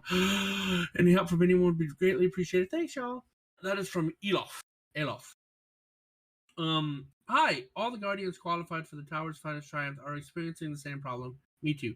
Bungie's aware of the issue and are going to surely fix this as soon as possible. Just be patient. That's from another person, not a Bungie employee, so take that with a grain of salt. Further down the 12, I think Bungie acknowledges, yeah, we're working on it. Okay, this is from G1EK. Missed opportunity from Bungie to give Sunshot the intrinsic perk of Scorch. Agreed. The incandescent perk is literally Sunshot's main thing. Super duper agree. DMG says, FYI, if you don't like to engage with Containment but aren't 1580, I'm sorry, if you would like to engage with Containment but aren't 1580 power, don't sweat it. We raised you to 1570 while Containment activities are active. Additionally, there are two matchmaking options for the destination, one for exploring the Castellum and one for Containment. Which we just wanted to point out again because it's easy to miss if you're not paying full attention to it. Mm-hmm. And have you guys seen how some of the weapons are backwards? Some of the weapons, energy weapons, are pointing to the left versus the right. No. Where is this? What do you mean? Well, like if you look at your new trace rifle, is it pointing toward the upper left of your screen when you look at it in dim, or is it pointing to the right, like all the other weapons that you have? No, it is. Yes, it's backwards in dim. Yeah. So Danfinity and others were like, hey, are the weapons backwards for a reason? And DMG says, yeah, it's a known issue on energy weapons facing the wrong direction. There's a fix in a future patch. DMG also should get his facts right because it's heavy weapons as well, because I've got a rocket launcher that is facing left when all the others are facing right. Yeah, the Hollow Denial trace rifle, the Bump in the Night rocket launcher. It seems to be like the menagerie weapons. They want to be fancy like exotics and face to the left, but they're not all fancy like exotics. It's also happening to the Tears of Contrition scout rifle. So before I head out, I just wanted to cover this right quick for you hunters out there. There is a phenomenal build, and you can either use those new exotic gloves we just spoke of, or the Athery's Embrace. The Athery's Embrace is probably better, specifically for the heavy throwing knife portion of it. But basically, Nick 2, that is NICK TEW, November India Charlie Kilo Tango Echo Whiskey, all one word. It'll be in the show notes. There'll be a link in the show notes. He came out with the best hunter build one-shot melee, and so far, I'm not disappointed. So the one dodge that now has a minute 22 cooldown, the cooldown is almost I'm sorry. What? How are you not disappointed? You are playing exclusive as a Titan this season because you lost last season's bet. You don't get to play as the hunter at all. Really? That was the bet. But that was the bet that you accepted. He's still excited for his hunter brethren that they can go out and play with this. Yeah, you're right. Anyway, it's a phenomenal build. What it does is, like, for example, you look at that new dodge and you're like, holy crap, I might be radiant, but now I have to wait a minute 22 minus whatever your cooldown is for my dodge to come back. And even at max cooldown, it's still a long damn time, right? But with this build, you always have a dodge. You always have a heavy throwing knife, which one-shots, body shots, by the way, and you always have your grenade up, basically, right? So the really, really cool thing about this is before, the only way you'd get your knife replenished is if you got a headshot, right? Not anymore. Now with the build set up the way he's got it set up, and there's a lot of intricate parts to it, but most of you should have the parts already. The way he has it set up, the knife itself procs the radiance that you need in order to refund the knife. So it hits harder overall.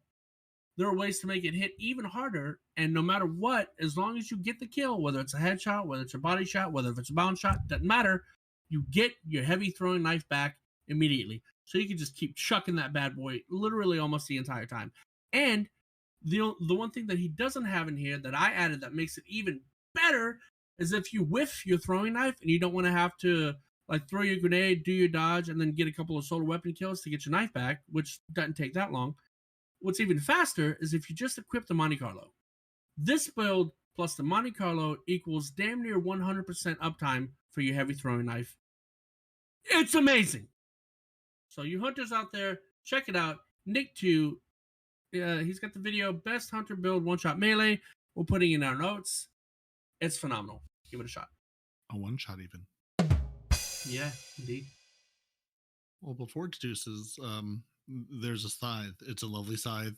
Respawn's very sad you can't take the scythe with you, but if you do have it in the beautiful Derelict place, you have a light attack, which is a horizontal slice that launches a wide solar projectile. It's a 4-hit combo. It does. Hitting enemies with the light attack projectile scorches them 30 plus 20 stacks, which is 50 stacks, and deals damage. And the light attack also does melee damage to nearby targets when the player swings it. It does. You can also use the air attack, which launches at a single solar projectile with a cool spinning slice. Same projectile as the light attack. I did not know that because I haven't jumped. I haven't jumped and thrown it, so that's a new thing. You can get some more aerial flare. Or you can do what I do and just go, I have a heavy attack where you slam it into the ground and sends out a fan-shaped group of AoE flame damage. Mm-hmm. Hitting enemies with a heavy attack scorches them 50 plus 40, which is 90 stacks, and deals damage. I don't know why they're saying 50 plus 40. One's a base and one's a thing. I don't know. But it gets you closer and closer to that 100. And you have a scythe perk. When you defeat enemies with a scythe, you spawn orbs of healing solar light that float back to you and grant restoration +2. Which I had noticed the orbs coming back, which I assumed were healing me because I had the white little Lumina-esque, hey, I'm an orb of healing. But good to know that's where it actually comes from. Oh, by the way, the build, I forgot to mention, does give a lot of healing without even speccing into recovery. Yeah. So it's high damage and good survivability. New dungeon. Who dis? Who dat? I don't know yet. But yeah, at reset tomorrow, which by the time you hear this, it'll be out. There's a dungeon. We told you we can get there. Go forth and get the cool sword that makes you go invisible in the Crucible. And everywhere else, really. Yeah.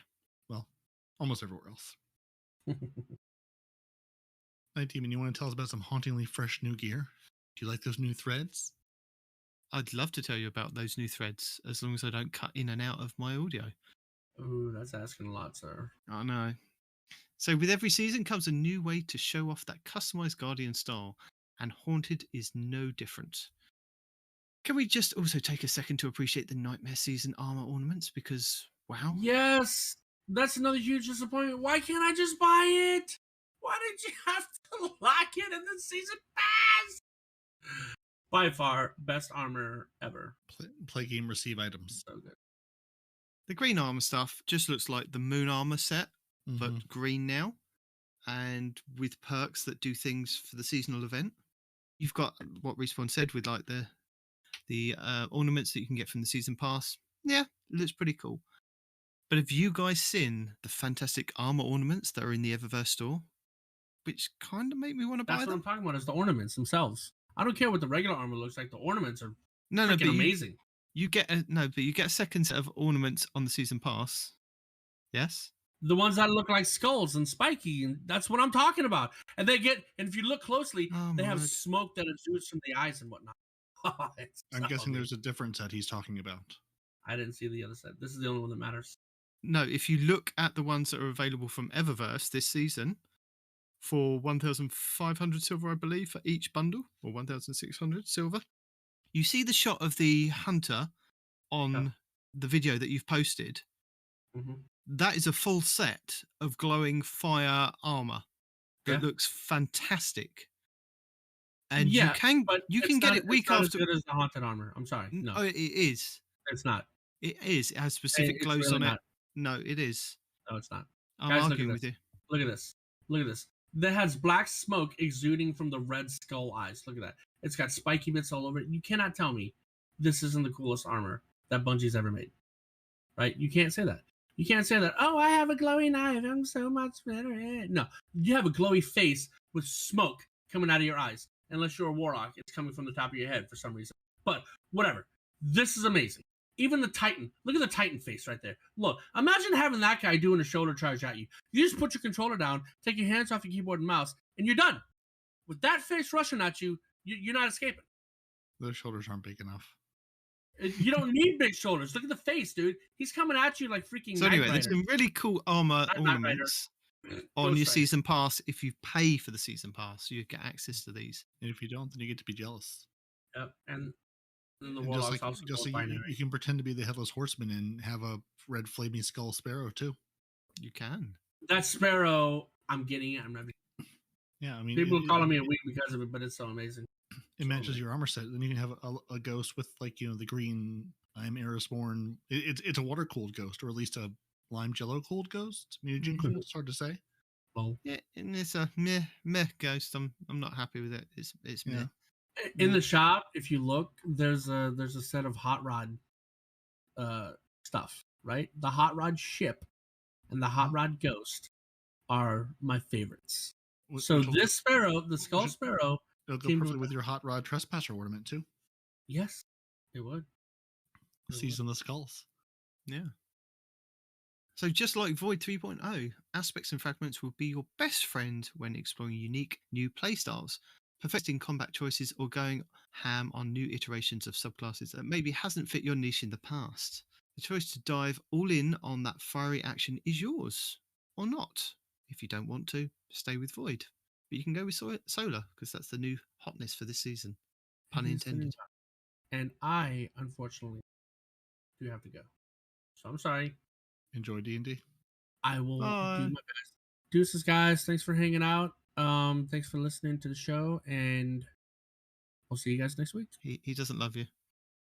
Not anymore. I never claimed to love anybody. And you can literally fight fire with fire, which is what we're doing.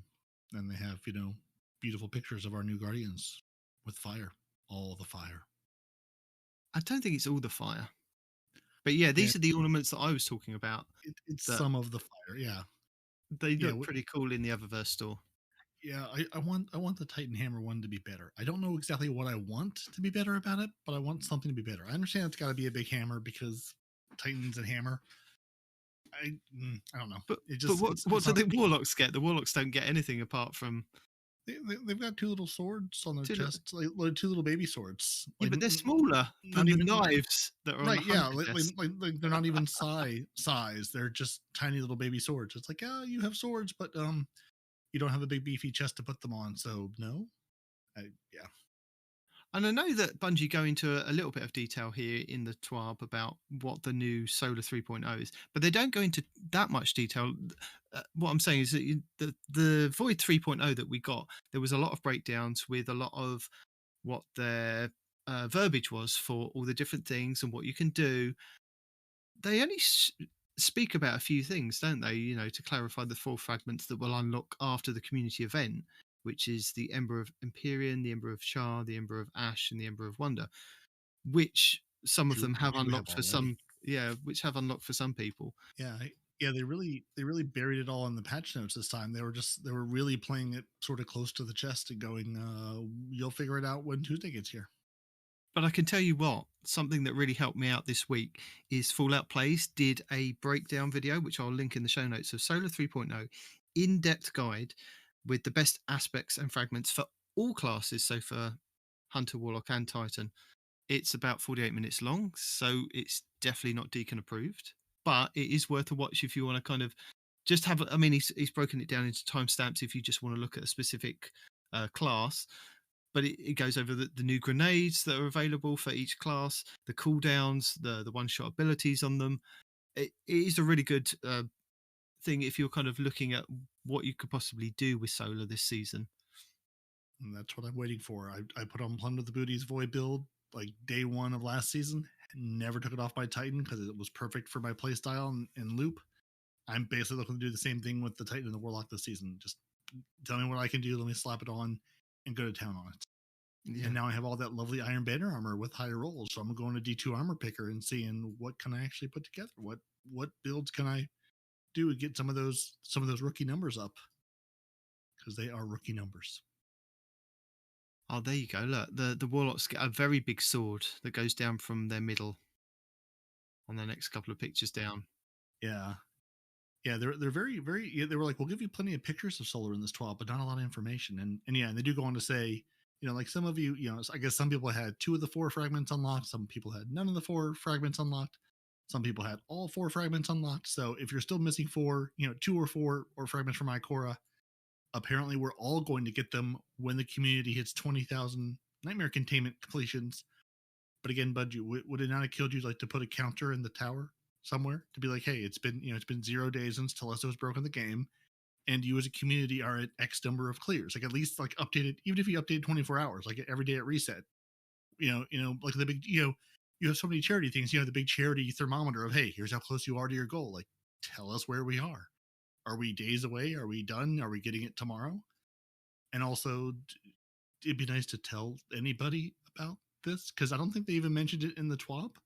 I think I saw like, DMG replying to people on Twitter being like, oh yeah, there's a community event that we didn't tell the community about anywhere? I think it's because a lot of people thought it was going to be coming. Oh, these ones were kind of hidden until the dungeon was completed on Friday. Mm-hmm. I don't kind of get. I mean, I also didn't get that when they locked the void ones behind the completion of the raid. It was like, why have you locked them behind that? I mean, yes, people probably would have figured out things, but why lock them to that? I mean, I could understand if they locked them for you personally having to complete the raid to get them yourself, but just no, I don't. Yeah, give me the things off the back of the people's hard work, please. Yeah, but you know what I mean. It's like, yeah, no, totally. If you want me to go and do a thing, then put them behind the thing. Right. Yeah. And again, a better, smarter group of people might go look and see what they were and have run the raid enough to be like, oh yes, well they had to lock this fragment here because it would have absolutely made this encounter super easy with this synergy. But that's always my guess is them going, we don't want to give them this day one because if they use this with that, that's going to go real bad for us in our new lovely raid. But it could just be these were, we picked 4, we put them in a bag, we draw these 4 out. Those are the ones we give you later. Who knows what the reasoning is? There was a reason. We'll get them soon enough. Yeah, but as you said, it would have been nice to know that there was a big, like they keep saying, oh, we're working on putting more banners up. Now, I flew into my mission today. When I first loaded up this week, Season of the Haunted, I got the opening cutscene. I was like, brilliant, watch that. I get to fly to Leviathan, and as I'm landing, it just after the cutscene of me landing on the Leviathan, I got a big banner up going, Guardian Games is available. I'm thinking, me too. It's like Guardian Games is here. I'm going, are you sure? Yeah. And to make it worse, I went to the tower. Zavala was flashing away. Zavala said, come see me. Come over here. Come here. Come here, little boy. Come see me. I will give you this thing. And he went, here, I have this thing. This is something to do with Guardian Games. I was like, right. And then I looked at the quest step and it said to visit the podium in the tower. And there's a little blue shield where the podium used to be on my mini map. Do you think there's a podium there? I tried. I thought podium. I thought maybe if I jump off the railing and hold X, there's something invisible that's meant to be there that's not there. No, I've now just got this thing on my director saying I need to go here and do this. I'm like, but I'm sure I completed Guardian Games. I did all the things. I got all the rewards. Yeah. The only triumph I'm waiting for is the 10% thing. That's all I'm waiting for is them to kind of deal with that. Yeah, they've had to go home. Yeah, I saw the big banner. I didn't. I just went to the Leviathan. I didn't go to the tower to see, to see what was there. I didn't visit the tower till significantly later, so I have no idea if there was something waiting for me or not. If I had gone, but I thought that was funny. I was like, "Welcome to Guardian Games." I'm going, no, and then it was like after I had been at the Leviathan for like an hour or something, and then I think flew to the helm or the tower or somewhere else, going, I should probably pick up some other bounties from this season. Then it was like, oh, hey, the new season is here. Go play the new activity. I was like, that's what I've been doing. Like that's where I was, which I understand. Like, I had to go to orbit so it could then show me the thing. But I'm like, yeah, no, I've been here. I was doing it. I promise. I was enjoying it. I mean, yeah, it's just, I think if they'd have put a banner up to start off with, or just have something in the tower, like a quest thing to say, we need you Guardians to go to Leviathan and do X amount of these to unlock the extrasolar aspects, fragments, whatever they are. I can't remember. I always get muddled up. I don't know what they are. Are they? Yeah, it doesn't matter. Aspects. I think they're fragments, aren't they? Things Core won't let you buy. Yeah. So I think if they'd have given us a quest step to go to there and do 20 million of these things to unlock them, I think more people would have been incentivized to go and play this a lot more than maybe logging on and going, oh, look, a new activity, I'll play it for a couple of hours and then go off and do other things. So yeah, a little bit more communication, please, Bungie. Yeah, I mean, it's weird saying we want to do this community event and then literally not tell the community about it. It's like, was somebody out that day? Did somebody not hit send on an email? I don't know. Again, like I got an email from Bungie telling me all about my season 16 accomplishments and triumphs, and going, "Hey, here's the things you did. Go buy your stuff before this. Here's how your Guardian Games was." You could have said, "By the way, season 17's ahoy! We have a community event. When it launches on Tuesday, go play the activity. We need 20 million completions and you'll get new exciting rewards. You don't even have to tell me what I'm getting. Just say, there's an event, be ready, go play it a bunch. No, just shh.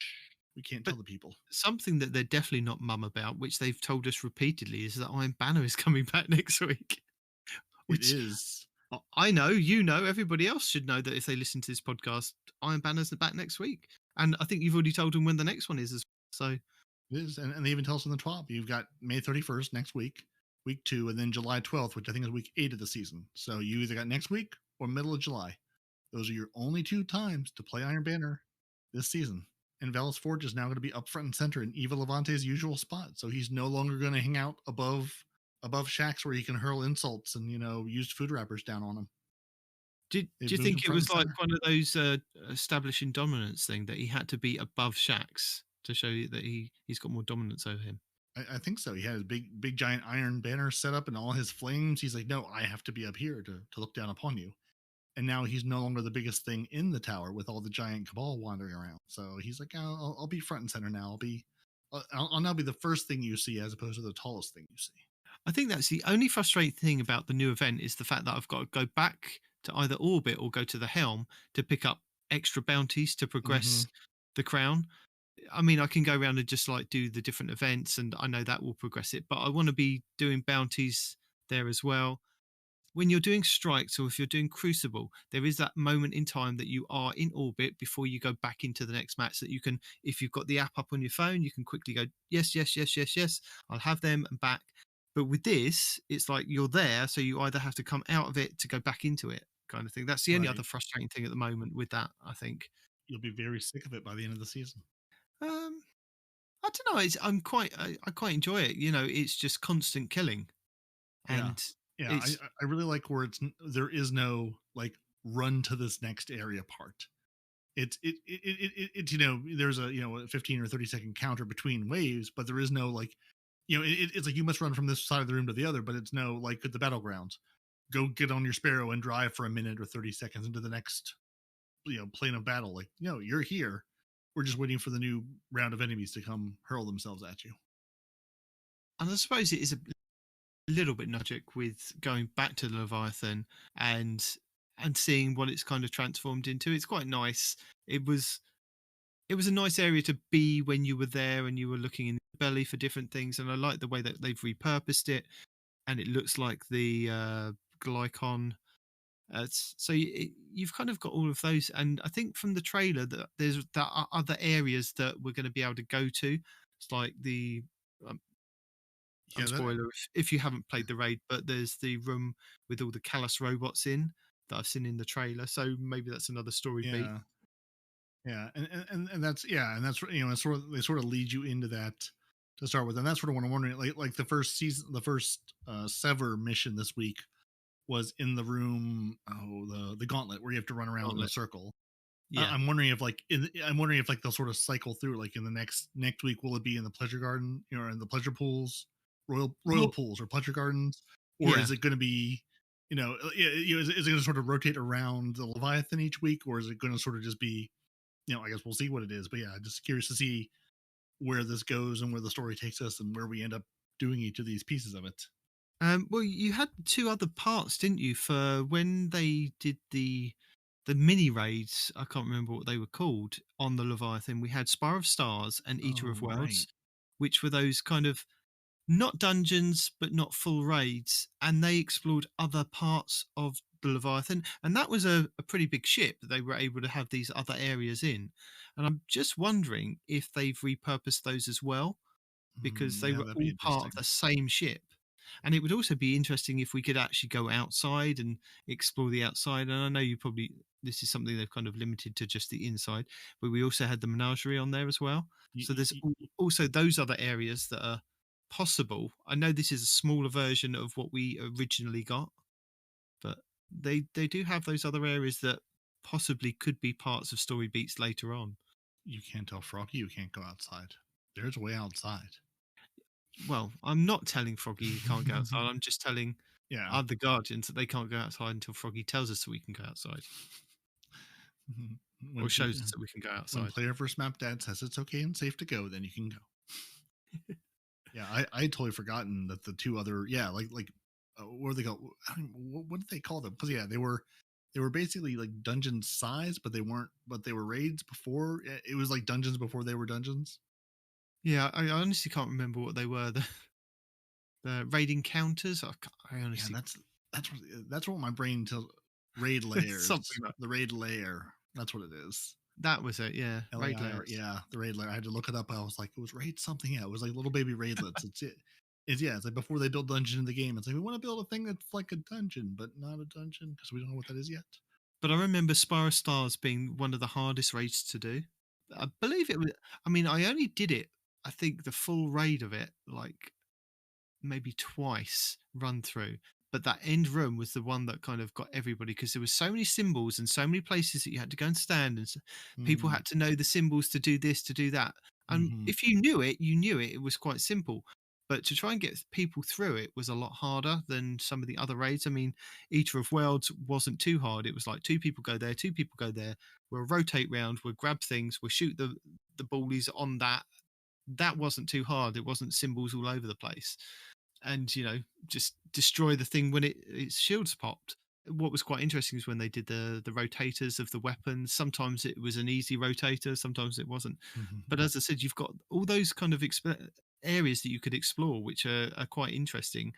I doubt that we'd probably go to the Eater of the Worlds, but we possibly could go to the Spire of Stars because that had kind of a Castellum feel for the opening area, and then going through some of the vents and wind turbines and that. But yeah, I've forgotten all the other areas. Yeah, I mean, it's all theoretically there. I mean, it's all there in theory to be explored. So yeah, we'll see where the season takes us and the story takes us. I don't think I ever played either of those raid layers. Like never all the way through. Just to, like parts of it to try to get chests and things like that. Yeah. Going back to Iron Banner, yeah, you've got 2 chances for it this season. It's all Rift. If you don't know what Rift is, listen to last week's episode or go look at Bungie's TWAB for last week before last.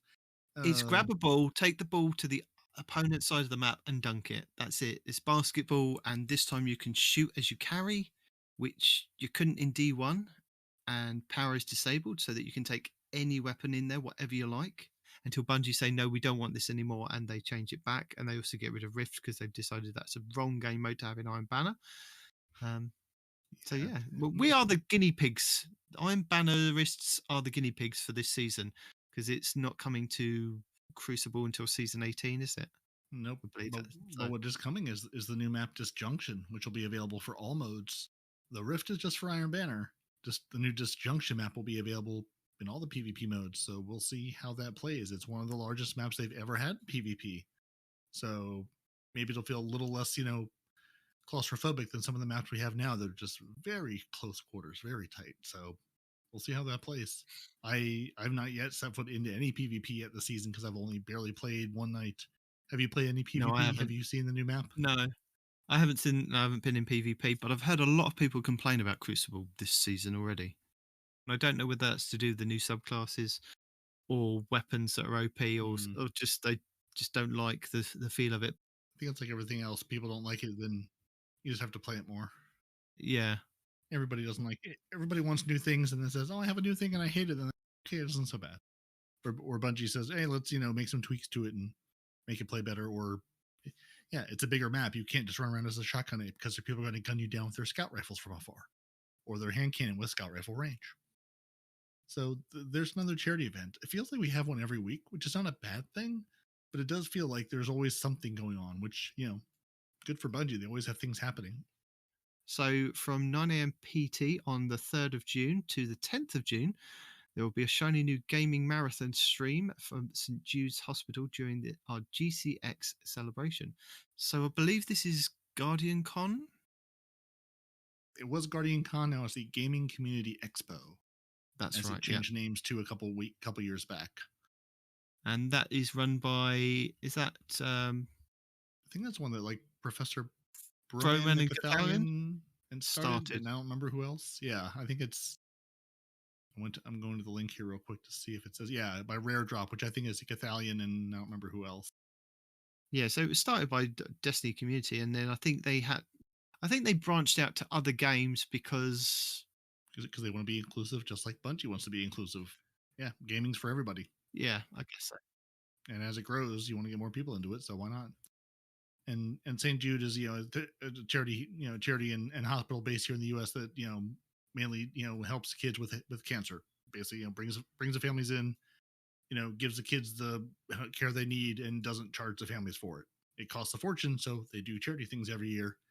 And it's about this time of year you'll see, a lot of podcasts, a lot of streamers, a lot of all sorts of St. Jude Hospital stuff going on. I know here in the U.S., there's always like, you go to the grocery store and they say, oh, you want to give a couple bucks to St. Jude when you check out today? It's always a big charity operation every year because they do a ton of good work for all these families that just would not be able to do anything without it. So it's good for a good cause. And if you want to help the good cause, you can get some pretty emblems or ugly emblems. I'm not here to tell you how they look.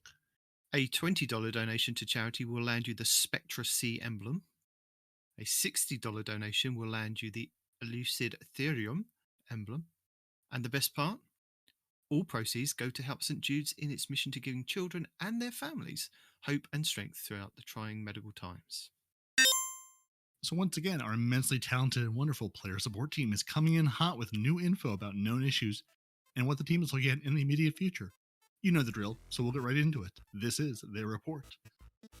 Their first report is, hey, things are broken, so we're going to fix some of those things with a new hotfix for 101, which is coming to us on Tuesday at Reset. Because why wouldn't it? May 31st, Iron Banner Day, and new hotfix day. So Reset, maintenance begins. 45 minutes later, you get kicked offline. 15 minutes after that, patch gets put out. An hour after that, maintenance completes, quote unquote. You should be back online. If not, keep to Bungie help. You know how these things go. Sometimes they go great, sometimes not so great. I like the next one. Yeah, so there's a dungeon crash workaround. So tomorrow, Friday, as you hear this, it'll be in the past, our newest dungeon will go live. During testing, we discovered an issue where players who had their sound effects set to 0 would crash the activity. To ensure this doesn't happen, players should set their sound effects to at least 1 or above, until they can add this to the hotfix next Tuesday. So yeah, if you go to your settings in your sound effects, your SFX is to 0, put it above 0 or your dungeon's going to crash. Which, computers are weird, games are hard, code is stupid. Yeah. As we mentioned earlier, if for some reason you don't have your Guardian game emblem, nobody does. It'll be distributed next week to the top 10% of players who participate in the event. So if you don't have your Glories claim, you should have it next week. And, new season, new known issues, who dis? First off, your opulent chests are not opening visually as intended upon receiving rewards. So you get the rewards, you just don't get the joy of the chest opening and them all, firing at you. That's fine. Just give me the reward. I'm happy with that. At least the reward's working. Certain seasonal challenges are incorrectly recording progress at a character level instead of an account scoped level. So some of them are taking longer. If you want to get them done quicker, choose a character. I can't tell you which ones, but some of them. Multiple hand cannons no longer have a visual scope. Good. That'll stop them hunters. Mm-hmm. On Xbox One, the impulse effect when dunking a core in the Nightmare Containment appears completely black. So that's fun. Your solar icons, class abilities, melees, and movement have blue backgrounds when viewed for my core's inventory. Because, nice blue sky against the sun, I guess. I guess. Your Solar Hunter's Acrobat Dodge ability displays the Fist of Havoc icon when equipped. Because really, Hunters, you're all Titans in your heart. We know you are. The Glories claim and a good sport emblems from the Guardian games do not appear in collections. Because you haven't gotten them yet. But I suppose when we get them, they may still not be in collections. So if you want yours, and you do get it, do not delete it from your character, or you'll be sad until a later date. Several activities and missions are becoming blocked. And this is where Bungie changed the backend to limit the number of fire teams in those areas to 1, which they think will resolve things until they can get a more permanent fix out. So I don't know what's being blocked, but I guess something is being blocked by having too many people in the area, so they're clearing those extra people out. Players are unable to collect the burdened engrams in the final encounter of the Grasp of Avarice dungeon. It's there, can't pick it up, can't have it, not for you. Characters are sometimes extremely zoomed in on the character inspection screen, and only show the boots that they are wearing. That's an interesting one, yeah. The gunsmith's weapons don't have a masterwork slot on them. Will they get Again? one? Who knows? But he's lost it. Again, the Telesto's up to no good. Last time they did that, they said if you'd picked up the weapons, they weren't able to retrofit them. So even if he's got a god roll and he doesn't have the masterwork slot, it's something that I believe that they couldn't fix last time. Yep. Then it's a Loki god roll, and you get what you get, and you're upset about it. Mm. Several Guardian Games items, Nitedemon, including quests, were not removed from the player to the launch of Season 17. Really? The bait and switch enhanced raid perk is bait and switching you because it's not working as intended. Use of the loyal companion emote can sometimes cause the game to crash. Now, this is the lovely doggy that they have in the Eververse that I think is for sale for silver, that I think is also a charity emote that they've been sort of heavily promoting. It will crash the game for some people when you pet your doggo. So you can pet your doggo, but it may come at a terrible price. Very similar to Telesto is causing crashes when players interact with Banshee. No, we aren't kidding. Oh, good old Telesto. It does sound like it's intentional, to be honest. It really does. Whoever gave him a Telesto, I don't understand. Let's see. Some new armor and older perks are showing watermarks instead of their proper icons. Some Artifice armor from the Grasp of Avarice dungeon have lost their extra mod slots. Ooh. So you had it, and now it's gone. Hopefully it'll come back. Some players are experiencing low frame rates in their menus when looking at the director. The Trespasser Exotic and a few other items don't appear in collections. The Season 17 Crucible Vermilion shader has too similar a name to the Season 8 shader, Crucible Vermilion. And the difference there being there's one L in Vermilion and two L's in Vermilion. So, okay. Which I had to look at going, it's the same picture. I don't know how they look, but they're very similar in name. Oh, so I guess they're like this next one, though. Change the name. Yeah. Mm-hmm. Go on then. What's this word? I know I'm going to butcher this. Hrufnagud ornament for the Celestial Nighthawk is no longer available to equip. And yeah, no, that's absolutely a Norse word. That. Impressive. I would have butchered that one. And you're saying I didn't? Yes, I don't know. I wish the robot could pronounce this for me, but yeah. HRAFNAGUD ornament. Your Celestial Nighthawk, one of your ornaments isn't available to equip. Sad for you. The Telesto held by Banshee 44 disappears at random. Terrifying. See, I swear this is just them playing with us. Could be. I mean, the game crashing, I don't feel, the disappearing might be. The game crashing, though, I would hope not. Or at least, or maybe that's an unintended side effect of whatever other fun they're trying.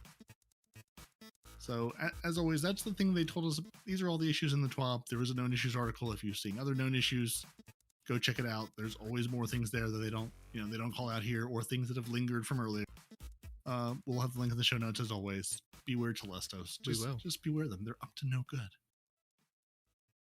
But what is up to no good is you can learn to make music with our sounds of Destiny in Lights Camera Minecraft, our movies and art of the week. Someone, Nitedemon, have you seen this? Have gone into Minecraft and built a 1-to-1 scale model of the Last Wish raid areas. I have not seen that. That's dedication. That is dedication to the cause. Our bonus of the week, or bonus round of the week, is the Tassie Grassi, which is I turned Paul Tassie into a Destiny 2 emote. If any of you follow Paul Tassie, the Forbes writer who covers Destiny 2, he played some ungodly number of Dares of Eternity to get the Void Sword versus the Arc Sword, and was finally like, yes, on his knees with the sword above his head, in front of his TV. Well, someone animated that and called it Praise the Sword, which Bungie gave him credit for. That is going to be an emote in the store at some point, isn't it? Please, I will buy it. I will buy it. It's lovely. I'll do it. And they'll call it the Tassie. Mm-hmm. That's what they should. And we have a Season of the Spoopy with our little Guardian friends holding scythes, which only for a limited time. Can't hold the scythe after the season. And another art of the week is just the crown, which is had this image stuck in my head a few years ago and never could do it justice. Hopefully I did. And it's the Warlock with like a Crown of Tempest. With the Crown of Tempest on, and it has a face that sort of looks like the eyes of another world, like that sort of starless night visage on it. It's very cool. I like it. And our last art of the week, which Instagram tells me is sensitive for some reason, but it's just the witness came bearing gifts from the beyond, and it's fan art of the different guardians with armor sets and armor. I don't know why Instagram feels it's sensitive, but it's not sexy, it's not dangerous, it's just there. And now I'm a little salty about this because there's new emblems, Nitedemon, for movie and art of the week. The movie of the week one, fine, whatever, green and yellow, has some nice design. But the art of the week one is basically the Winterborn mark from Destiny 1. Like, it's not a snowflake, but it's basically the same shape and the same everything and the same grayscale. And I want it, and I will never have it. Like, that was the frozen emblem from Destiny 1. Like, that's movie of the week, is it? We'll have to get on that. Yeah, I can't tell if it's movie or art. I guess maybe art is the green and blue one. The movie of the week is I guess maybe that's the black and white one. Looks like a movie reel. I don't know. So yeah, apparently I have to win movie of the week so I can have this new Winterborn mark because I want it, and I'm sad that I can't. And finally, our poor doggo, Nitedemon. If you found yourself moseying over to test the Oververse store, you might have noticed a notable new emote that actually lets you pet the dog. For that reason alone, it's an awesome grab. But what makes this deal even sweeter is that particular emote offers in terms of putting out a little good into the world. And Bungie Foundation's Christine Edwards is here to talk about it. Can you be Christine Edwards, or shall I go on? I can be Christine Edwards. I can find Christine Edwards. Hang on. Hello, Peroty. My name's Christine. Season 17 kicked off with a heartwarming in-game opportunity for Guardians to further the Bungie Foundation for supporting children's health and well-being by purchasing loyal companion emote from the Oververse store. Not only do players get to adore a canine companion to interact with in the form of a cute new emote, but 100% of the proceeds will also be donated to the Bungie Foundation. Thank you, Christine. That was better than I had ever hoped. So yeah, as we head to Bungie Day in just over a month, you'll be hearing more about the emote. But for today, they're here to give us a little teaser. And they have a beautiful video of a Warlock petting the doggo from the front, the back, and the side, as they sort of do with some of the new emotes. They show you it from all angles. And unfortunately, this is also the one crashing the game. So pet your dog carefully and gently. But the loyal companion isn't just any dog. He's a real-life Belgian Illinois named Artemis, and his best friend is a very special guardian whose story they'll share with you in the coming weeks. A story of resilience, recovery, and triumph, made possible only by the Destiny community and his dog Artemis. Do we get dogs? Do we get companions? Dog companions in the game? I could set my fiery dog onto respawn as he comes around the corner. You could. I mean, you could buy the doggo now and pet the loyal companion, but will we get more loyal companions in game? We'll have to see. And next we have Guardian Games shenanigans. So they've tried something new this year with Guardian Games, and a couple of other things that are new that they didn't tell us about, or they did tell us about shenanigans-wise with rigging them so that the Warlocks win, and Respawn got very upset by losing, by adding an additional element of real-life friendly competition. It was a blast seeing communities rally together for their favourite content creators, and we aim to do more fun things like this in the future. But for now, we're sure you're interested in one thing. Who won? So Guardian Games Cup winner is Eclipse, led by Andy Edition. The Warlock winners were the Icarus Bang and Dash, led by Fallout Plays. The Titan winners were the Punchy Boys, led by Butlers. And the Hunter winners were Bulletproof, led by Zoe. I think our Hunters were led by Butters. Possibly also the South Park character. It's hard to say. Yeah. The winning Guardian Game Cup teams will receive a lovely personalised gold trophy as seen below. Looks very gold and very shiny, and it's got a logo of the Guardian Games on it. The team that raised the top amount is the Punch a Bunch, led by Datto.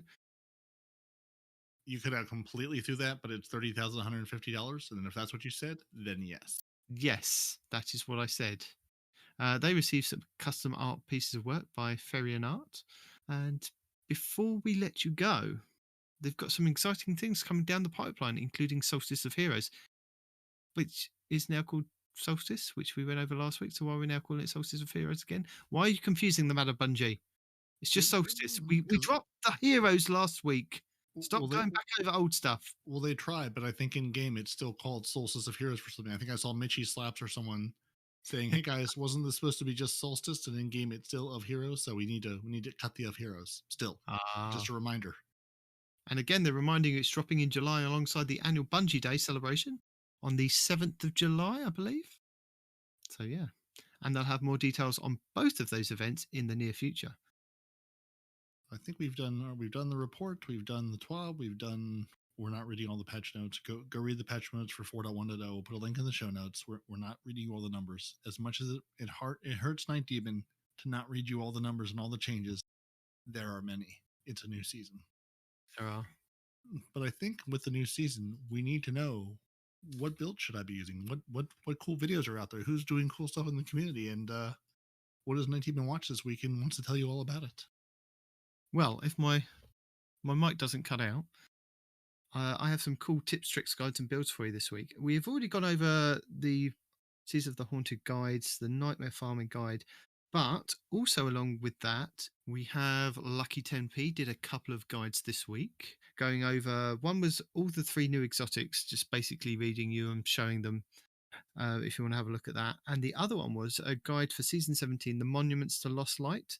So this is where you can get older exotic weapons or legacy weapons that have been available previously that you can't now get because those raids are vaulted or the seasons have kind of gone and the activities that were with them. So if you're new to Destiny, the Monument to Lost Light is a monument in the tower in between your 2 vault spaces. So between shacks and where the gunsmith is, there's a long wall with your vaults on it. And in between that is the Monument to Lost Light. So Lucky 10p has a guide for you going over some of the weapons in there that you might want to use for this season.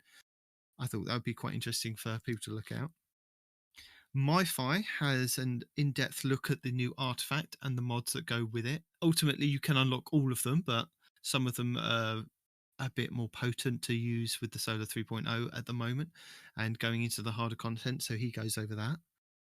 Houndish has the Haunted Weapons crafting guide, so all the weapons that are craftable for this season, specifically for this season, and what roles they are kind of coming with. I mean, you can go and look at Gunsmith, D2 Gunsmith, and look for yourself, but Houndish has a cool video for you. If you don't want to listen to me every week going over what is available in the Eververse store, Houndish has put a video going over all the Eververse for the next couple of weeks. It's called Silver Not Required. So he goes into what's going to be available for Silver and Bright Dust and maybe what you need to wait for to use your Bright Dust rather than use Silver. Next, we have Mr. Cheese Forever, who has 3 videos that I've selected, but he has more videos quick and fast over the weekend, so keep an eye on his channel. So he goes into detail about what each resilience number does and what certain mods do to add extra resilience. I think up to something like 67% resilience. So you are literally, if you have 100% resilience and you equip I think it's the mod from the artifact, which has the void and the solar resist on it. And if you have an arc chest piece as well, you can also put an arc resist on there. So you can have all 3 flavors. Or you could put a sniper resist on there or long range weapon resist on there. And it gives you stupid amounts of resilience. And it's the best stat to have this season or going forward because Bungie have made resilience an actual stat that you should be looking to spec into. There is a glitch for the hunters, an infinite gunpowder gamble glitch that is quite interesting if you want to check that out. I'm not sure if that's going to be available past this weekend, but he has a video on that. So if you're a hunter and you want to kind of exploit that, go check it out. And he also has the opulent key exploit. If you don't get an opulent key at the end of doing the tier 3 wave boss thing, the nightmare thing in the Leviathan. As we've discussed, there are a couple of chests that you can go and open up that are locked in different rooms around the Leviathan.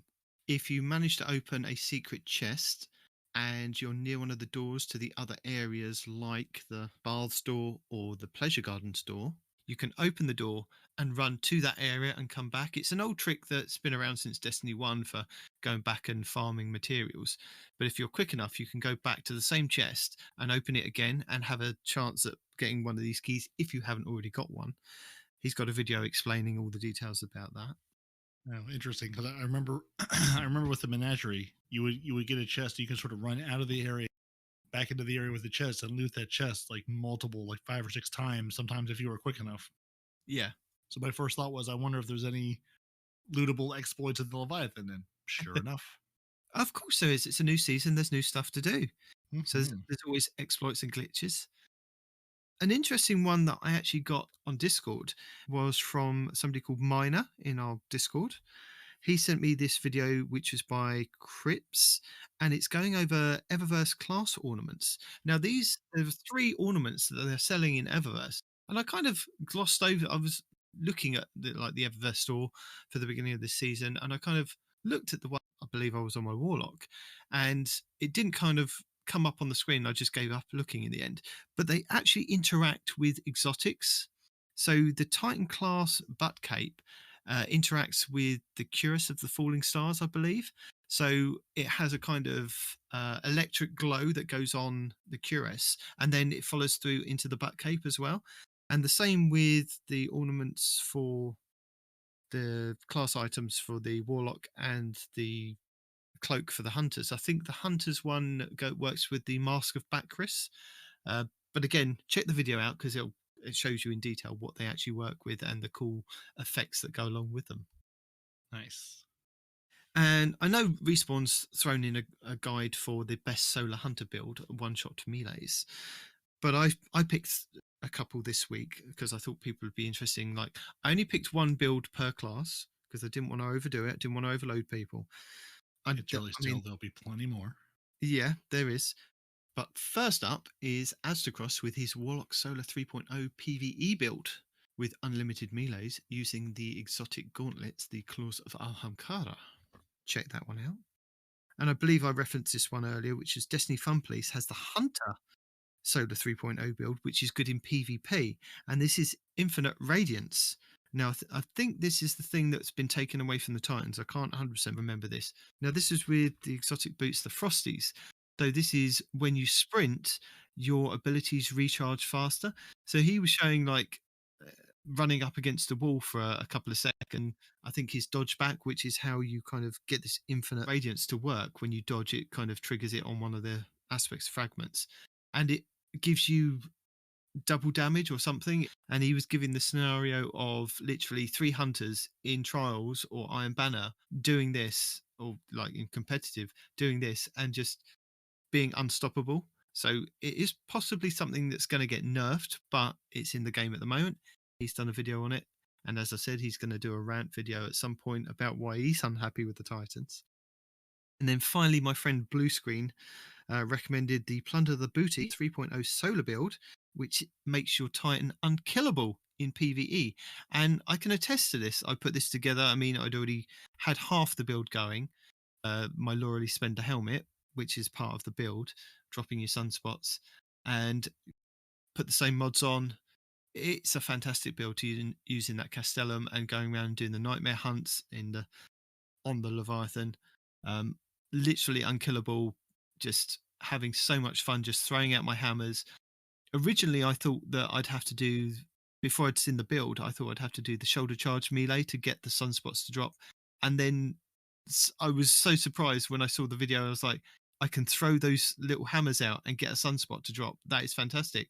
And getting wells to drop out of them as well was just adds to the synergy of it. So go and check those 3 videos out for different builds for all your classes, or you could try out Respawns. And finally, one video on a weapon this week. Cool Guy has the NEOD is the new submachine gun. I believe it's a primary submachine gun, and he says it's the kinetic Shariah's. So everyone's raving about how good the Shariah's Wrath is from Trials, and he gives you roles to look out for to use for that. And it looks very stable. It's a Huck A, and I believe it. I can't remember the primary submachine gun that used to be available way back when. Do you remember the one that everybody had to have? It was that and the auto rifle in your secondary slot. I can't remember. I can't remember which one it was. Was it Antio? Yeah, was it Antiope D? Yeah, that sounds. I think it looks similar to that.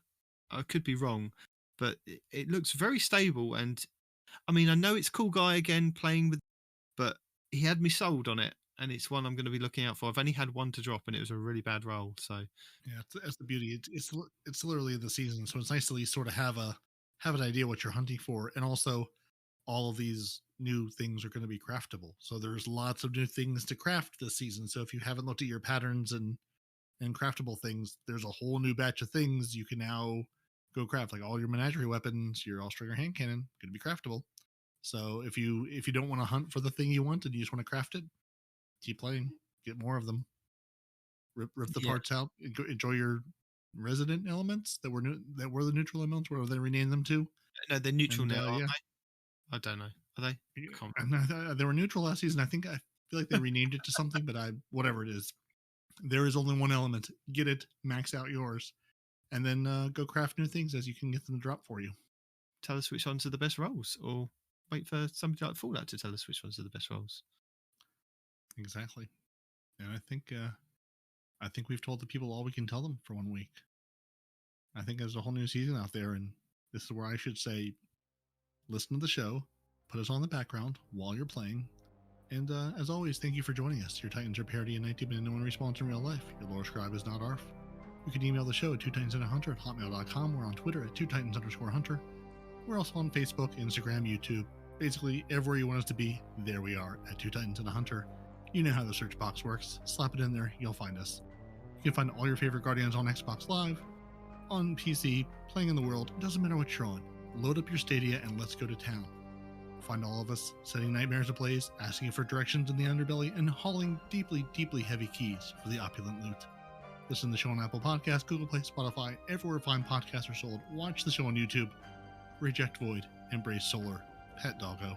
And until next week, Nitedemon, tell the people goodbye and good night. Goodbye and good night.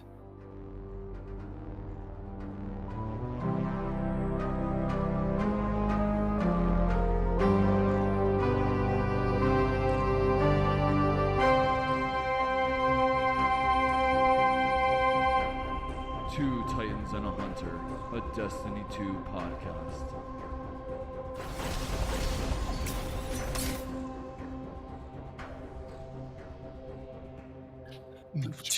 Go to the iron. Go to the iron. Go to the iron. Go to the iron. Go to the iron. Go to the iron. Go to the iron. Banner, banner, banner, banner.